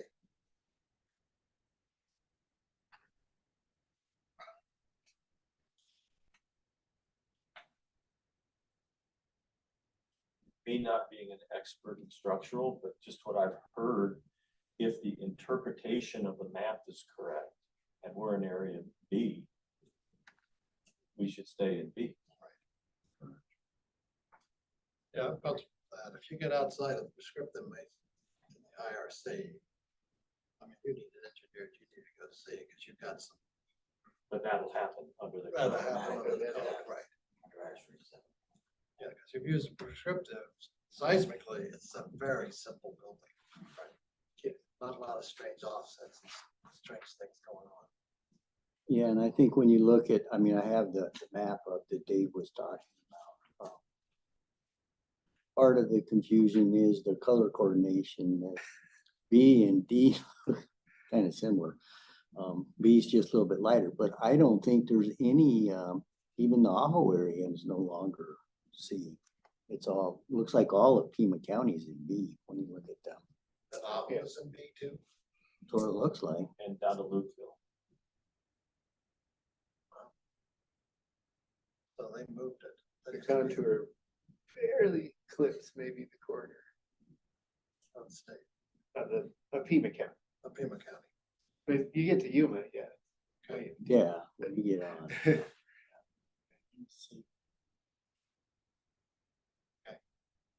So what's the consensus of the committee? Do we just stick with B as written? Yes. Yes, yes, Okay, okay. B it is. B it is. Be it is. Try all of Pima All of Pima County, okay. Yeah, I don't think we have a specific condition in Tucson or Pima County that would cause you to change that. And I'm not expert enough to draw that line between B and C, so we're gonna rely on the geologic folks. Okay. Anything else on the residential code you want to bring up, Clayton? I'd like to just point out a couple of code sections that I think are of note. Most of these aren't super significant. There's only one that I think may raise some concerns, but I'll just go through them quickly. R 302.3 talks about a separation, fire separation of a duplex when a lot line is included, maintained at 1 hour. This is a good clarification that the code has made, because some jurisdictions, I don't know that it happens here, but some jurisdictions have said, well, if you've got a duplex that's got a lot line that separates the units, that each side has to have a 1 hour wall similar to the townhouse provisions. And so the code has gone the extra step to say that's not the case, and has explicitly called that out, that even if a lot line is present, that a duplex is a duplex and only a 1 hour separation is required there. With no additional requirements? Correct. So it also goes on to say that it can be reduced to a half hour if there's a sprinkler system installed. So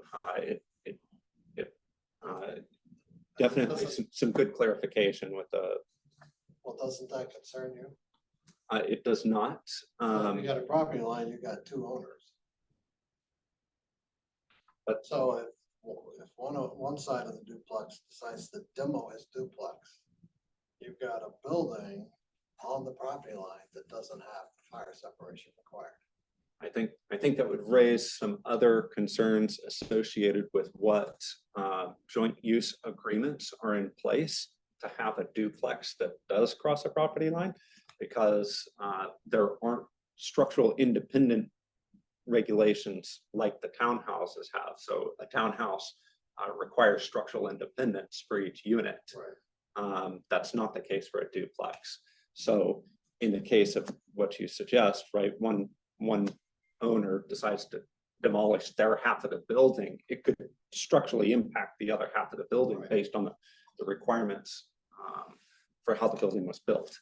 So I think that would go a little bit further because in the case where we had a duplex that does cross a property line, there would have to be some sort of joint agreement related to the care of the building. You know, how do we address roofing and other aspects of how that building is cared for.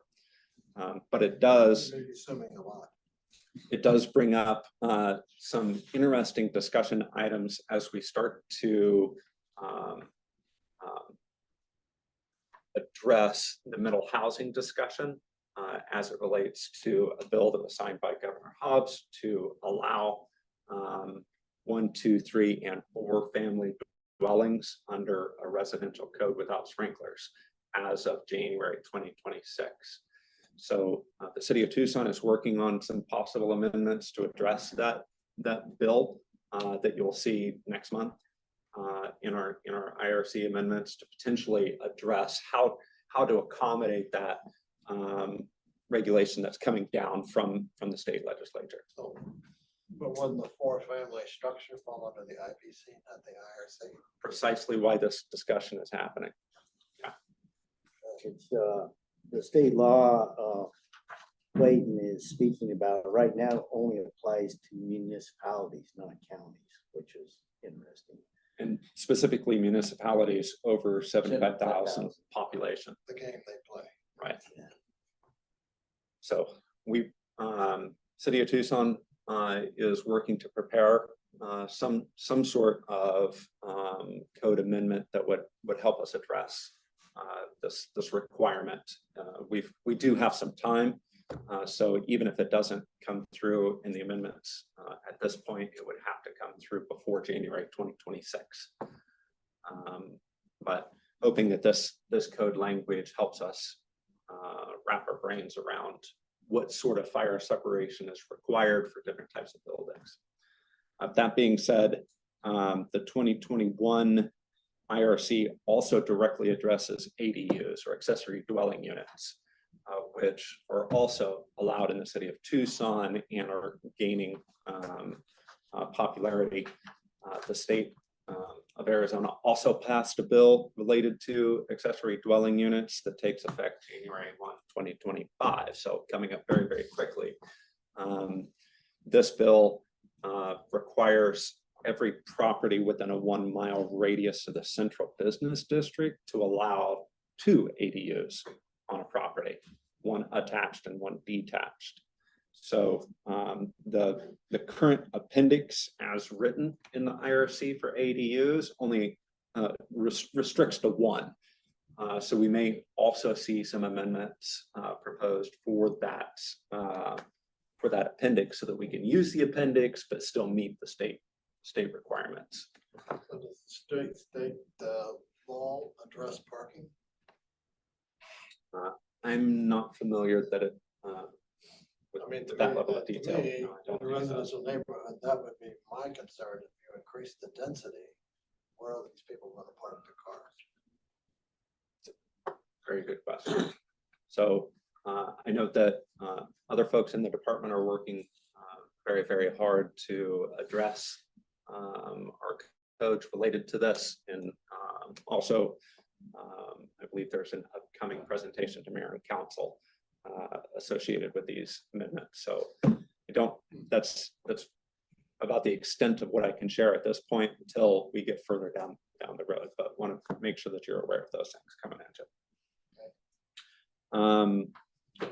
Smoke alarms in hallways with differential ceilings. So now the code requires hallways that have a ceiling more than 24 inches difference of the adjoining room to have a smoke detector in the hallway and in that room, which makes sense. But now that the code explicitly requires that, so it potentially could be an extra smoke detector in the house. So that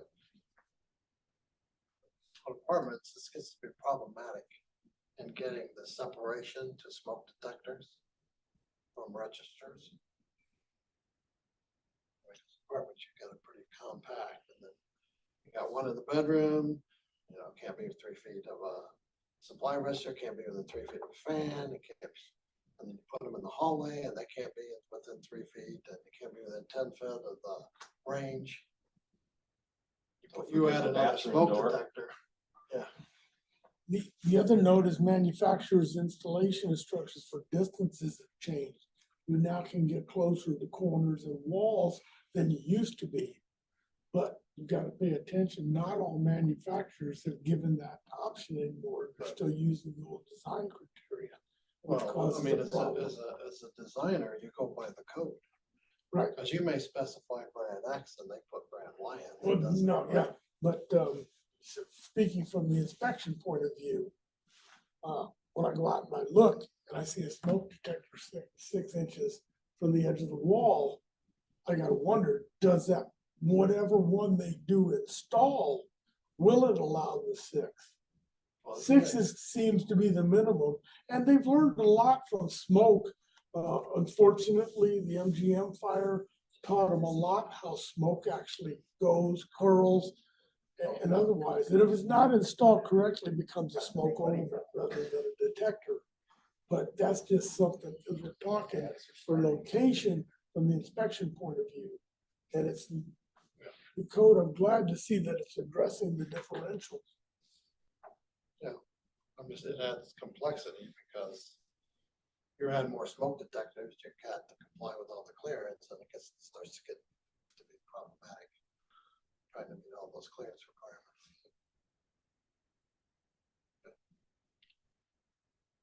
requirements. Next point of note is P 2503.5.1. DWV testing for plumbing systems is going back to a 10-foot head test. It was reduced to 5 feet in the last code. Now it's going back to 10. So more of a notification to make sure folks are aware of that. So Why that did they think a 5-foot head was sufficient? Anybody answer that one? I have no clue. Probably because residents don't know how to put a 10-foot stick on there to test it that way. They can only fit an 8-footer in their truck, so. Right. the one new section that I do think may have some interest is the whole house surge protection requirement of E3606.5, which are now required on services for residential. Does not appear to be a huge cost increase in equipment.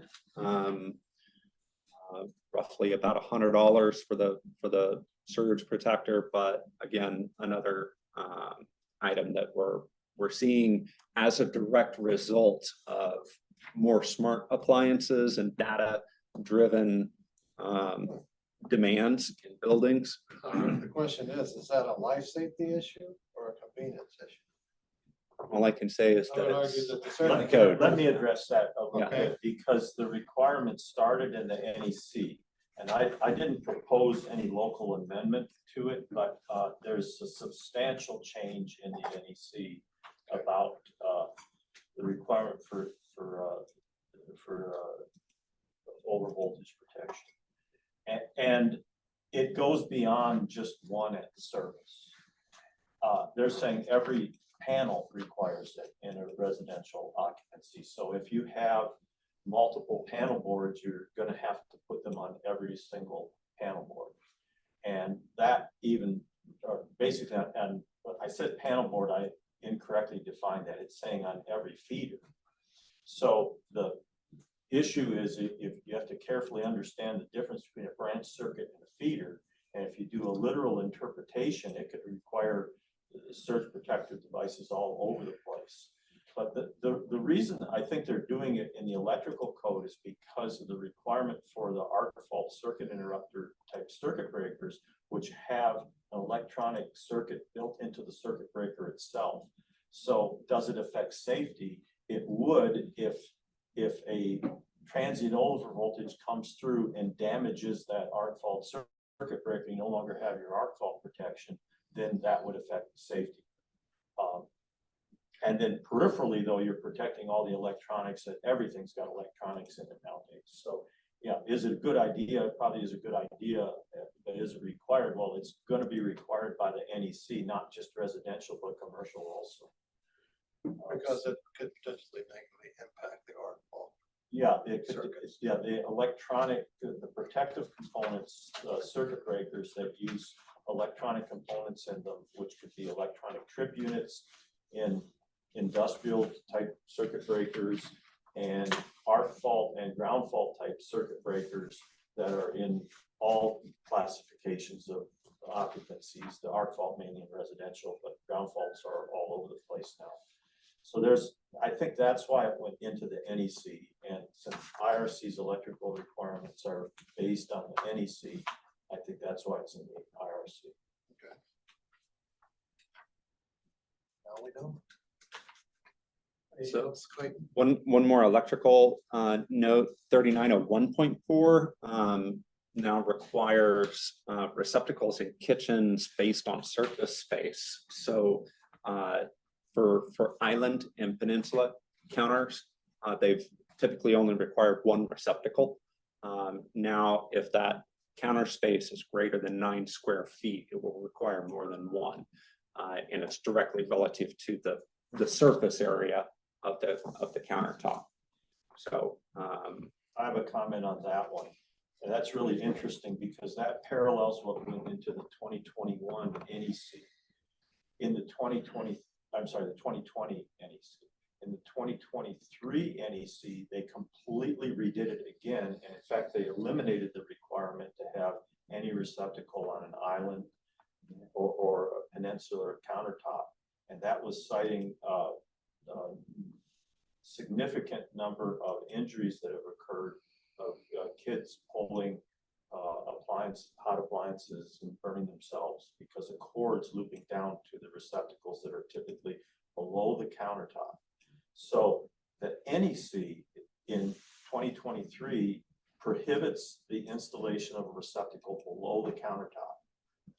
It allows an above countertop receptacle, but there's been a long time prohibition of taking a standard receptacle and mounting it face up in the countertop. So you would have to use some type of a pedestal device that puts the receptacle itself above the countertop. And there are commercially available pop-ups that can be used, or you could do a fixed pedestal that most commonly we see in old office buildings that used to have them in the middle of the floor. You can pendant a receptacle down from overhead. I doubt that many people want to do that. But if you did have an overhanging cabinets, you could put receptacles under that. But the real point is they're now prohibiting receptacles underneath the countertop. So that's the NEC position. If the IRC is current with the 2020 NEC, then we've got a conflict between what would be required in multifamily residential construction that's being built per the NEC compared to single family and duplexes being built per the IRC. And I would advocate updating the IRC to correlate with the NEC. One thing that I didn't mention in all those words was that if you take the option to not put any receptacle on your island or your peninsula, which would be allowed under the NEC, you still have to bring a circuit to that cabinet so that in the future one could be installed, there'd be a place that the wiring could be connected to. The circuit be terminated in a junction box somewhere in the cabinet. So it could be retrofitted. I believe that many people will take the option to omit receptacles, but many will not, and they'll decide to mount them above. That's be a design decision. And yeah, I would totally agree that this item specifically just needs a little bit more review to make sure that the 2024 IRC, whatever changes may have happened in the 24 reflect, but we've. Well, you're commenting on the 21 IRC. Correct. Okay, yeah, that's why it's correlated with the 2020 NEC. Right. And in the 23, it does reference the 9 square feet now. In the 23 NEC, but the 20 does not. So some coordination needs to occur is really what we're getting at, right? We need to. Well, I mean, I would argue it's the same safety issue, whether it's a single family residence or an apartment. I agree. So, but if you do apartments, you can eliminate receptacles on the peninsula or the island. Mhm. But you can't do that on residential because. nobody, you know, Well, but again, Clayton's citing the 2021 IRC, and we haven't seen the 2024. I have. Correct, Or yeah. that's on, it's not out. Yeah. Yeah, okay, so we don't know what's gonna be in the 2020. But we need to look at that. I was planning to thoroughly review the entire electrical system. Keep it on the radar. Yeah. Okay. And then my last, we have another comment? Electrical. Electrically, I don't have a current edition of the amendments, but where we added section 3802.9 in the old one, in the 24, excuse me, the 24 that added a section. In the 23, excuse me, the 21, we're still okay with the numbering of the adding.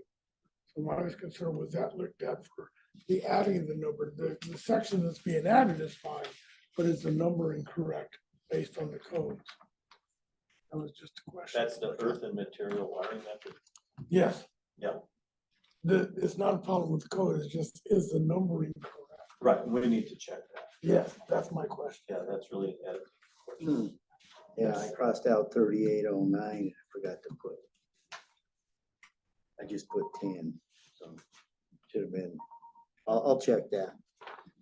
But again, that would really relate to the 24, or is it to the 21? Well, what I was looking at was the 24, but I just went through it and made sure that the sections. So they've added another requirement, 3802. Yeah, and I didn't, I don't know about I, yet. yeah, And the I'll have to 24, they check. added a 0.9, and if we're Yeah. changing, Yeah, so we then it need to should change be it to 0.10. yeah. That would be the only question. I'll double check.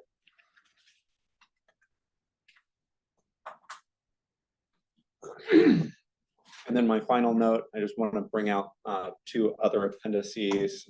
One was identified in Pima County amendments for 3D printed buildings, but there's also an appendice for cob construction. So as we look at alternative methods of construction. Cob? Cob, yeah. So we've got two new appendices there to take a look at for alternate methods of construction. And you're proposing to adopt those. I'm a big fan of options. So if folks can and want to design a building out of tires and they can demonstrate that it's safe, you know, who am I to say no? Building official.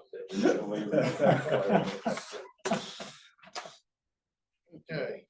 Hey, I got real quick, Rick, sorry for the interruption. I thought Ken and Jeff may find this interesting for refrigerant change in the 2024s. It's M1411.6. Refrigeration systems shall have refrigerants charged in compliance with equipment manufacturers, installation instructions and requirements listed. Of the listing, of course. Group A2L refrigerant charges for individual refrigeration systems shall not exceed 34.5 pounds, where it was 10 or 6 in the. No, it was 6. Yeah, it was 6, yeah. So. Saw that, that was interesting. Yeah. So, So section was that? It's a fluid, it's something that's very fluid right yeah, Yeah. it was M1411.6 in the 2024 IRC.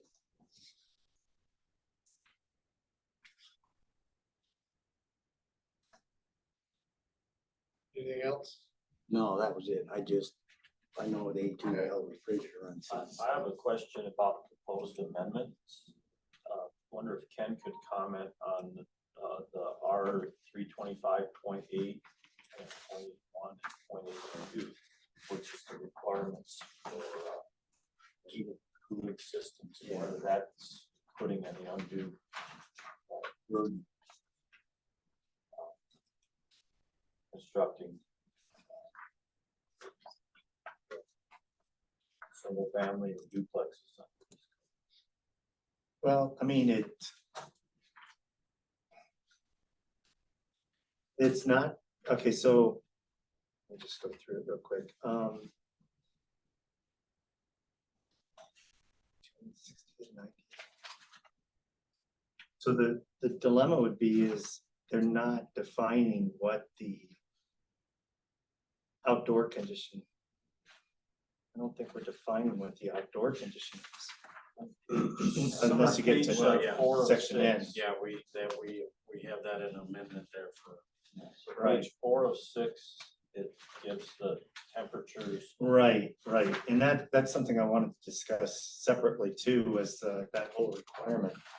I know we added that as a clarification to assist, but at the same time, it makes it makes it challenging to design, because we've got clients that say, yeah, even if it's 110, I want my house to be comfortable, and it gets 110 quite often here.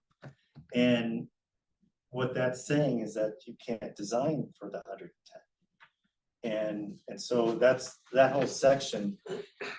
I wanted to go through what the new end section was gonna say to see if we still want to even have that in there. Sure, and yeah, that was just copied over from obviously the 2018. Correct. So we would have to see. And then the heating and cooling, I just matched what we did in the IMC. Was that Right. right? So here's the thing is we're not saying what the design wet bulb temperature for the outside it needs to be. So if you just say, well, we're gonna use the mean coincident wet bulb, which is 66, you will be able to meet this.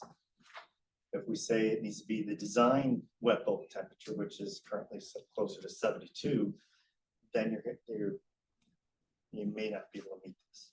So that's where. So how does it get enforced? If there's disagreement on what temperature to what use. criteria do you use? Right. Your design temperatures and right at the top where it says spaces intended for human occupancy, will that be changed to habitable space or not? I mean, the question is, should it be? Yeah, it was a question. Because if it's a space for human occupancy, would that include a storage room and a garage? Yeah. Well, and you even questioned that at the end of your. Yeah, I'd ask a bunch. I'd ask for different questions. Right. Well, maybe we're not ready to delve into it yet, but I think we really should, because I think that could have a big burden. Chasing all the way back to the electrical and the need for 400 amp services if we're gonna be air conditioning garages and storage rooms and other things. And then what's the effect of that on construction costs? Well, yeah. In the habitable spaces is defined in the IRC, what a habitable space is. Which would exclude garages and storage and even bathrooms. Yeah. I think that would be more reasonable because this is intended to be a minimum standard. I get it, the climate is warm and people are burdened by that, and they need to be safe in their own home from high temperatures. I'm not certain they have to be comfortable everywhere in their own home if they don't choose to want to pay for that. So I just want to make sure we don't overreach on that. Valid point.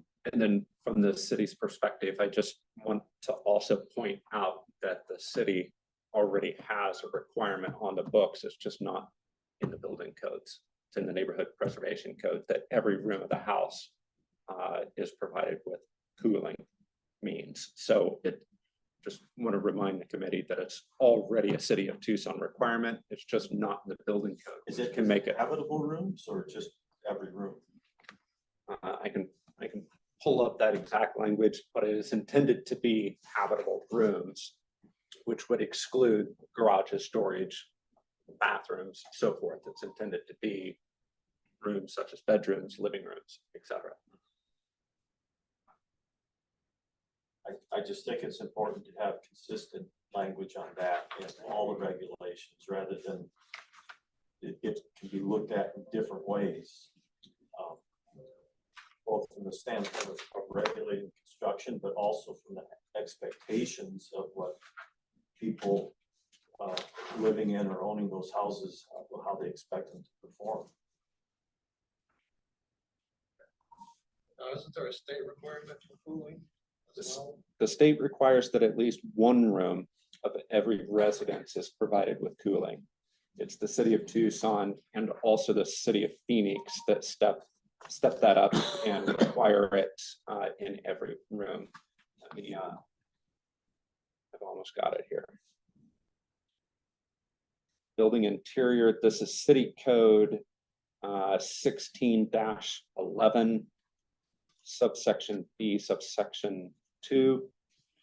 Specifically states every dwelling unit, guest room, and congregate residence shall be provided in all habitable rooms with either mechanical cooling or an alternate cooling method to assure a safe living environment. Cooling facilities shall be installed and maintained in a safe condition, and goes on from there, and identifies that air conditioning would meet this requirement if it is provided at or below 82 degrees, and evaporative cooling can meet this requirement if it's provided or capable of providing cooling at or below 86 degrees.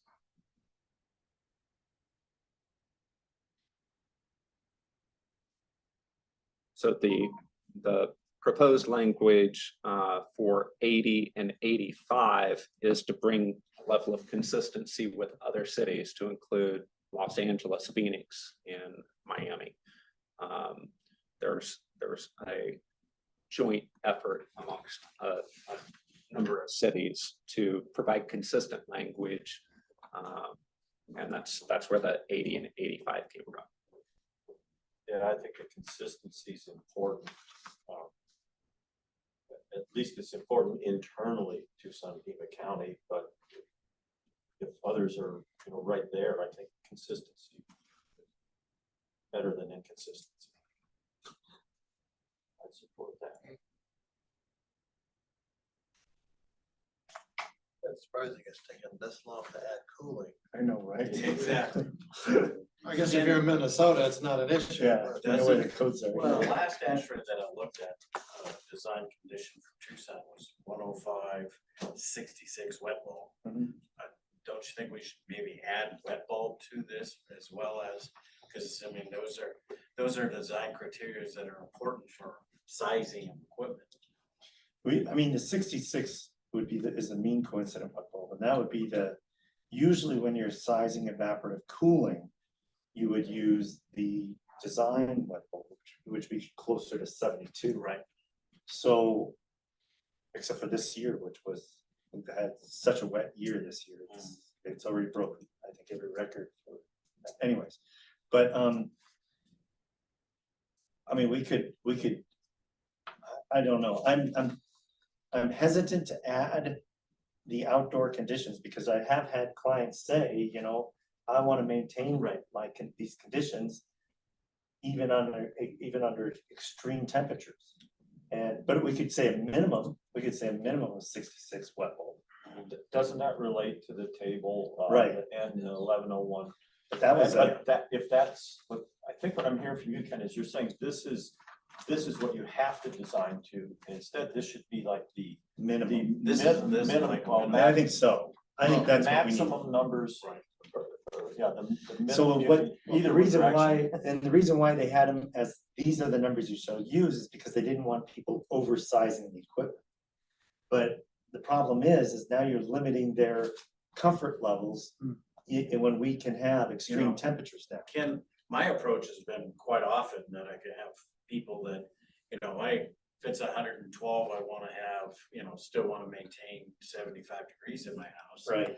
And I said, I can meet the intent of the code if I put a 2-stage or variable speed in. Right, and which is now mandatory. Right, because that way, basically, I have a unit that he can run in 3-ton or 5-ton, and, I can meet the intent of the code. And that's why I And then think, I can meet the intent, and desire of the client in that application. So I've always taken the approach, if that's what you want, this is what I have to design as equipment. correct, and now all the equipment is 2-stage or variable speed because to meet the efficiencies. So that's why I wanted to change this to maybe say, these are the minimum numbers you shall use, rather than these are the numbers you shall use. Because because my thought is if that way, if a client does want to have, even if it's 115 out, I want to be comfortable, we can design that. We should be able to design that and provide that for them. And we're not providing this huge energy burden because we have now such high efficiency equipment that it is 2-speed, variable speed equipment. So that's a change that I want to make in this end section, which then that would be reflected probably in this section here about the room condition. We'd say these are the minimum design conditions. Yeah, so the two work together. Right. I think that would work. So anyways, but we'll find out more, I guess, when we see the codes. But I agree with you. Yeah. Through our list here, getting a little concerned on schedule, A lot. because I'm not sure we're gonna get the codes I don't, before the next meeting. I agree. Guess how many times have we heard that we were gonna get them a while back? Well, they did put in writing, so that's moving closer, but that doesn't mean. that's not a guarantee. And I also noticed that I wasn't sure, we don't have the next meeting in our calendar. It's not in the calendar, right? At least I didn't, it's not popping up in my calendar, and I'm not sure why. That might actually be a result of us only being able to schedule so far in Or were we advance. thinking we were gonna be done by now? That's what I was thinking it was, Silly us. like we were the first time. Which we would have been if we would have had the code. So we'll be sure to put meeting schedules out. It would still be the second Tuesday of the month, like. At the pleasure of the committee. I guess it begs the question, if we don't have the code books, Do we even need to meet next month? Yeah. I mean, if they show up on the 9th, then there's really no point. Right. Other than I can hand them out to you. Yeah. So, Yeah, just because it's done doesn't mean they're gonna be able to ship out the actual physical books. That's my concern. I don't know when that's gonna happen. Should by zip code. But if we don't get them, and we can't address it in the September meeting, that's gonna put us way behind, is it not? oh, yeah. Because the procedures you get to have to follow, I mean, there's certain notices. Yeah, I gotta take it to 2 committees. I gotta take it to P and Z and the board. Typically, we take it to the board after the city takes it to mayor and council. I think, Clay, you just have to take it to mayor and council. Correct. So why do you have to take it to P and Z? I don't, Have they ever not No. recommended approval? they have never not, since I've been involved, they have not. But that's Okay, so that procedure. puts you. Yeah, way behind. I probably won't make the January 1st meeting or deadline. I mean, which isn't the end of the world, it's just, it's much easier for everybody if we made it. Well, the alternative is to adopt all the codes except the residential energy. Yeah, but then let me ask you this question, what's more confusing for you guys? I mean, Well, for us. let me we're ask the- Tom, Tom would be the one that, then he's dealing with, could be dealing with different codes and stuff, so I don't know. I will say Saba did ask Carla to maybe postpone until July 1st, like Sawarita and North Valley are doing. However, based on what our discussion today was, I don't think that's right. If we couldn't get it, if county couldn't get it by January, so it was adopted and effective by January 1st, I think, and the city did, we would try to make sure, okay, well, then we'll try to do it in February as an effective date. I mean, obviously, well, all of us, but I'm very dependent on when we get the code books. To further complicate the issue for the city of Tucson, Tucson Fire is taking the 2024 fire code, which may take effect and be implemented in the next month or two before the new year. So we have the difference between the fire code and the building code, and then also the requirements for the refrigerants that are happening. So it may make sense to adopt a package without the energy code first and delay the adoption of the energy code, which would essentially perpetuate the application of the 2018 energy code while we're on the 24 and 23 NEC. So I assume the fire department is gonna make it immediate on adoption, they're not gonna have. I believe that is the intent, yes. I would do that. Let's start with the fire department. Yeah. Another peripheral question, outdoor lighting code. Haven't heard a word from you folks about anything, what's going on there. Well, you didn't hear we completed it? No. I feel I'm being ghosted. We're still working, trying to get a consultant. First one fell through. Yeah, I just wanted to say that we've actually just last week and early this week prepared a memo that is going to be distributed to mayor and council and the board of supervisors, and then subsequently to the public relating to the status of the outdoor lighting code. So we apologize for the delay. It has really been contingent on trying to get this consultant on board to assist in the final assessment analysis. But there is a update memo that's most likely going to be released later this week. Probably this week. Yeah. Does the outdoor lighting code committee still exist? Yes. Yes. Absolutely. It would still go Still through. on it? Yes, it would still go through the committee, just like we had before. It just taking the burden off of the subcommittee to try to write the whole thing.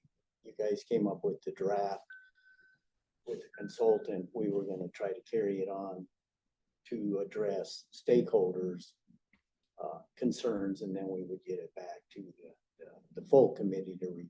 I just wonder if there's any point in the consultant talking with the committee before they get too far into it to understand the committee's intent, that they might not take just reading written words. Yeah, no, and I think that's So that's another side of it. I mean, that's really not the issue of us here today, but I know I thought the intent was to try to put outdoor lighting in the same code adoption, so everything would be at the same time. I don't think we're gonna have time to do that. we're not gonna have time to do that. And really the only reason we haven't brought the consultant before the committee is because the contract isn't signed. So there's That was your intent. Right. Because that hasn't been explained. right. And so we had one consultant, but then that fell through. So then, a new consultant, a new consultant had to be retained. And he appears to be fine with the contract He's just putting together a scope of work to get approved by city and county, and then we move forward. But like Clayton said, the intent was always to include you guys. At least the subcommittee, I don't know, we haven't thought about it. If we do the full committee, then that's public and everybody with the consultant, so. But that's to be, I would actually think if you're gonna have a consultant pulling this thing together and doing calculations to justify changes in lumen caps, that's a full committee. no, I'm not, But I'm suggesting that there are other committee members beyond the subcommittee that might want to have their say before that gets too far along. sure. And all I'm saying is we really haven't fine tuned exactly how we were gonna do that yet. Okay, sorry, I didn't mean to hijack this meeting with that. But it seemed peripheral to what we're doing. No, it is, it's very, because the goal at one point was try to do both at the same time. I don't think that'll happen. You know, on that point, if there's a particular issue, like with the refrigerant thing, and the total adoption isn't possible because of no code books and such, could we do an interim amendment, even if it was just to address a critical issue like that? And that becomes the thing that we work to get out. And then you can put the whole comprehensive package out, you know, later in 2025, whether that's February or whether it's July. But the idea that the manufacturer, the whole refrigerant thing is going to run right past us because it's not under local control, but we still need to address it locally. So maybe we just need an amendment now to do that. Get that out at what we think is the appropriate time.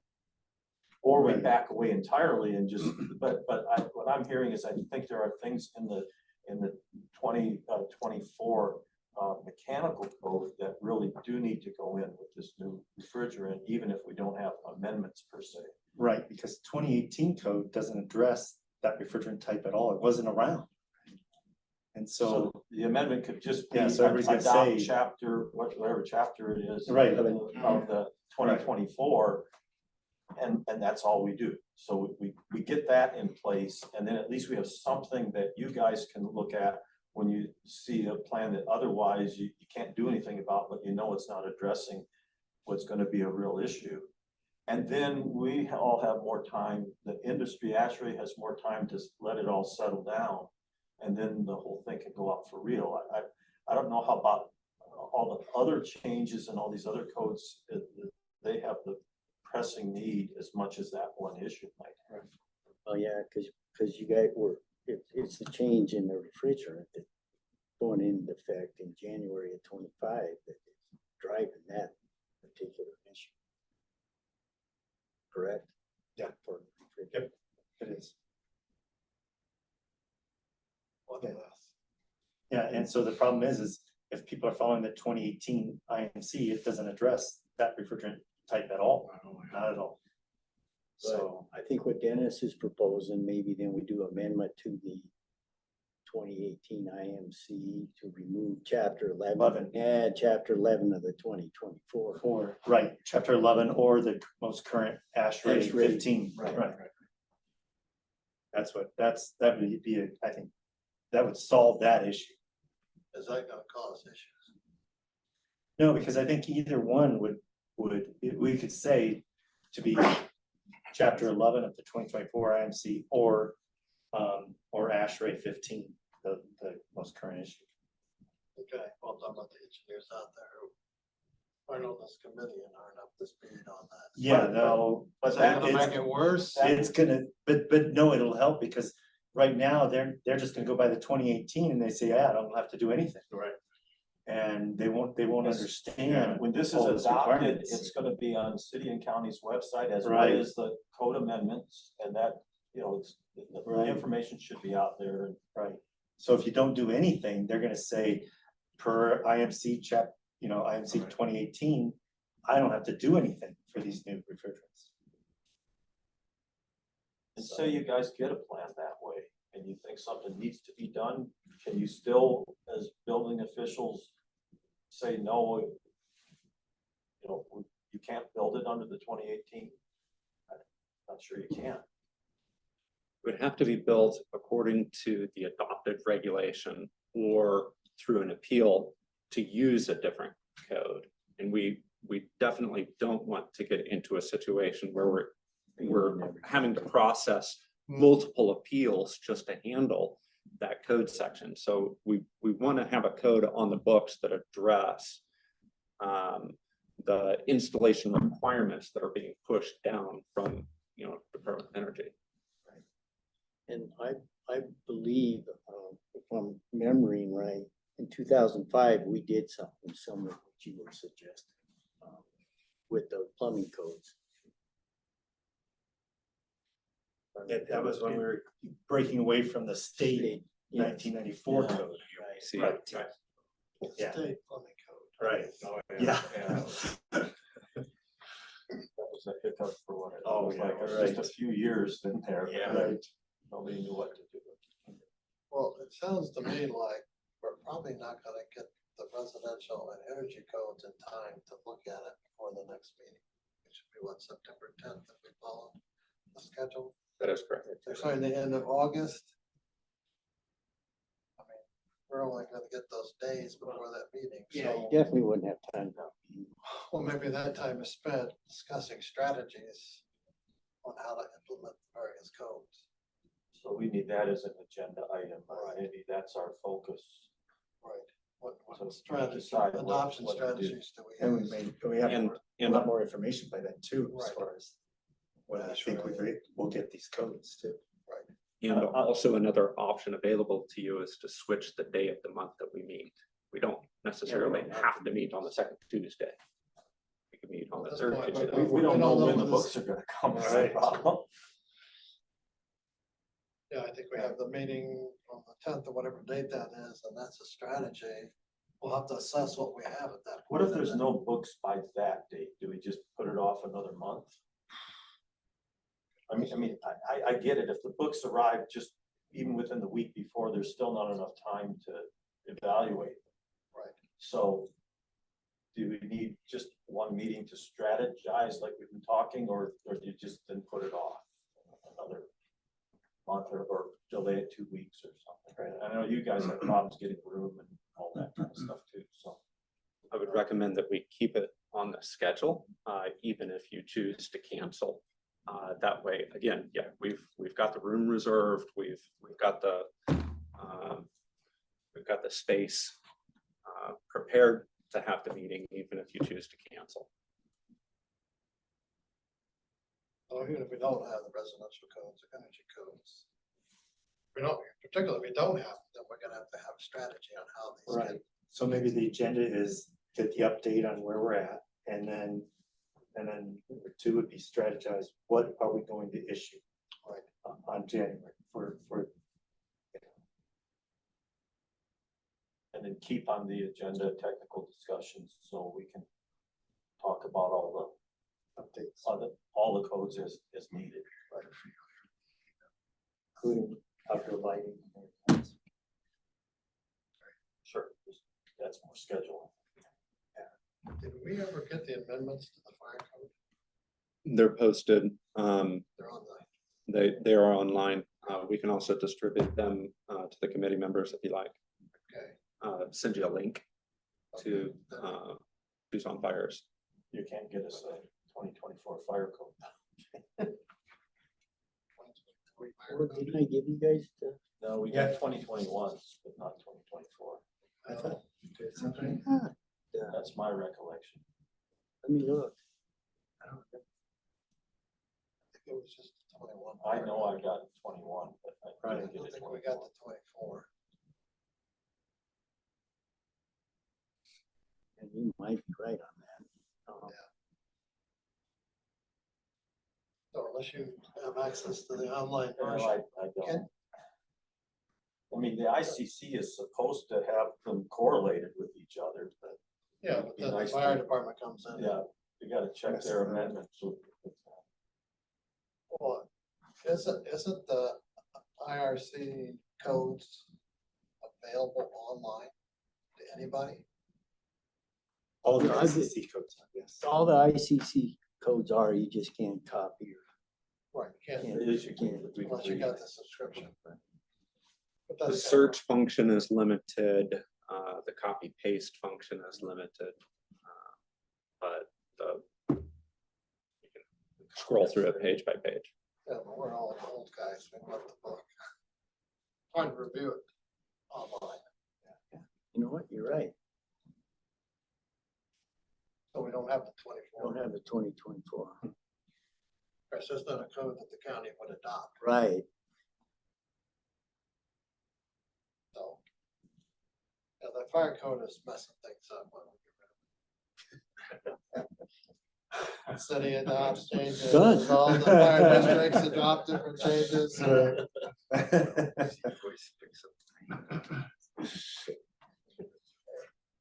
Anything else for the good of the order? So do I have a motion to adjourn? Did we do call to the audience? Not yet. Call, Okay, calls with the audience. And it doesn't look like anyone has written anything in the chat, so just be amongst you guys. okay, last chance. I move. Second. That was All in quick. favor? Aye.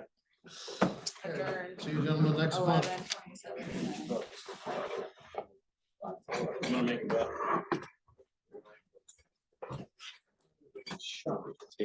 Yeah, I would be.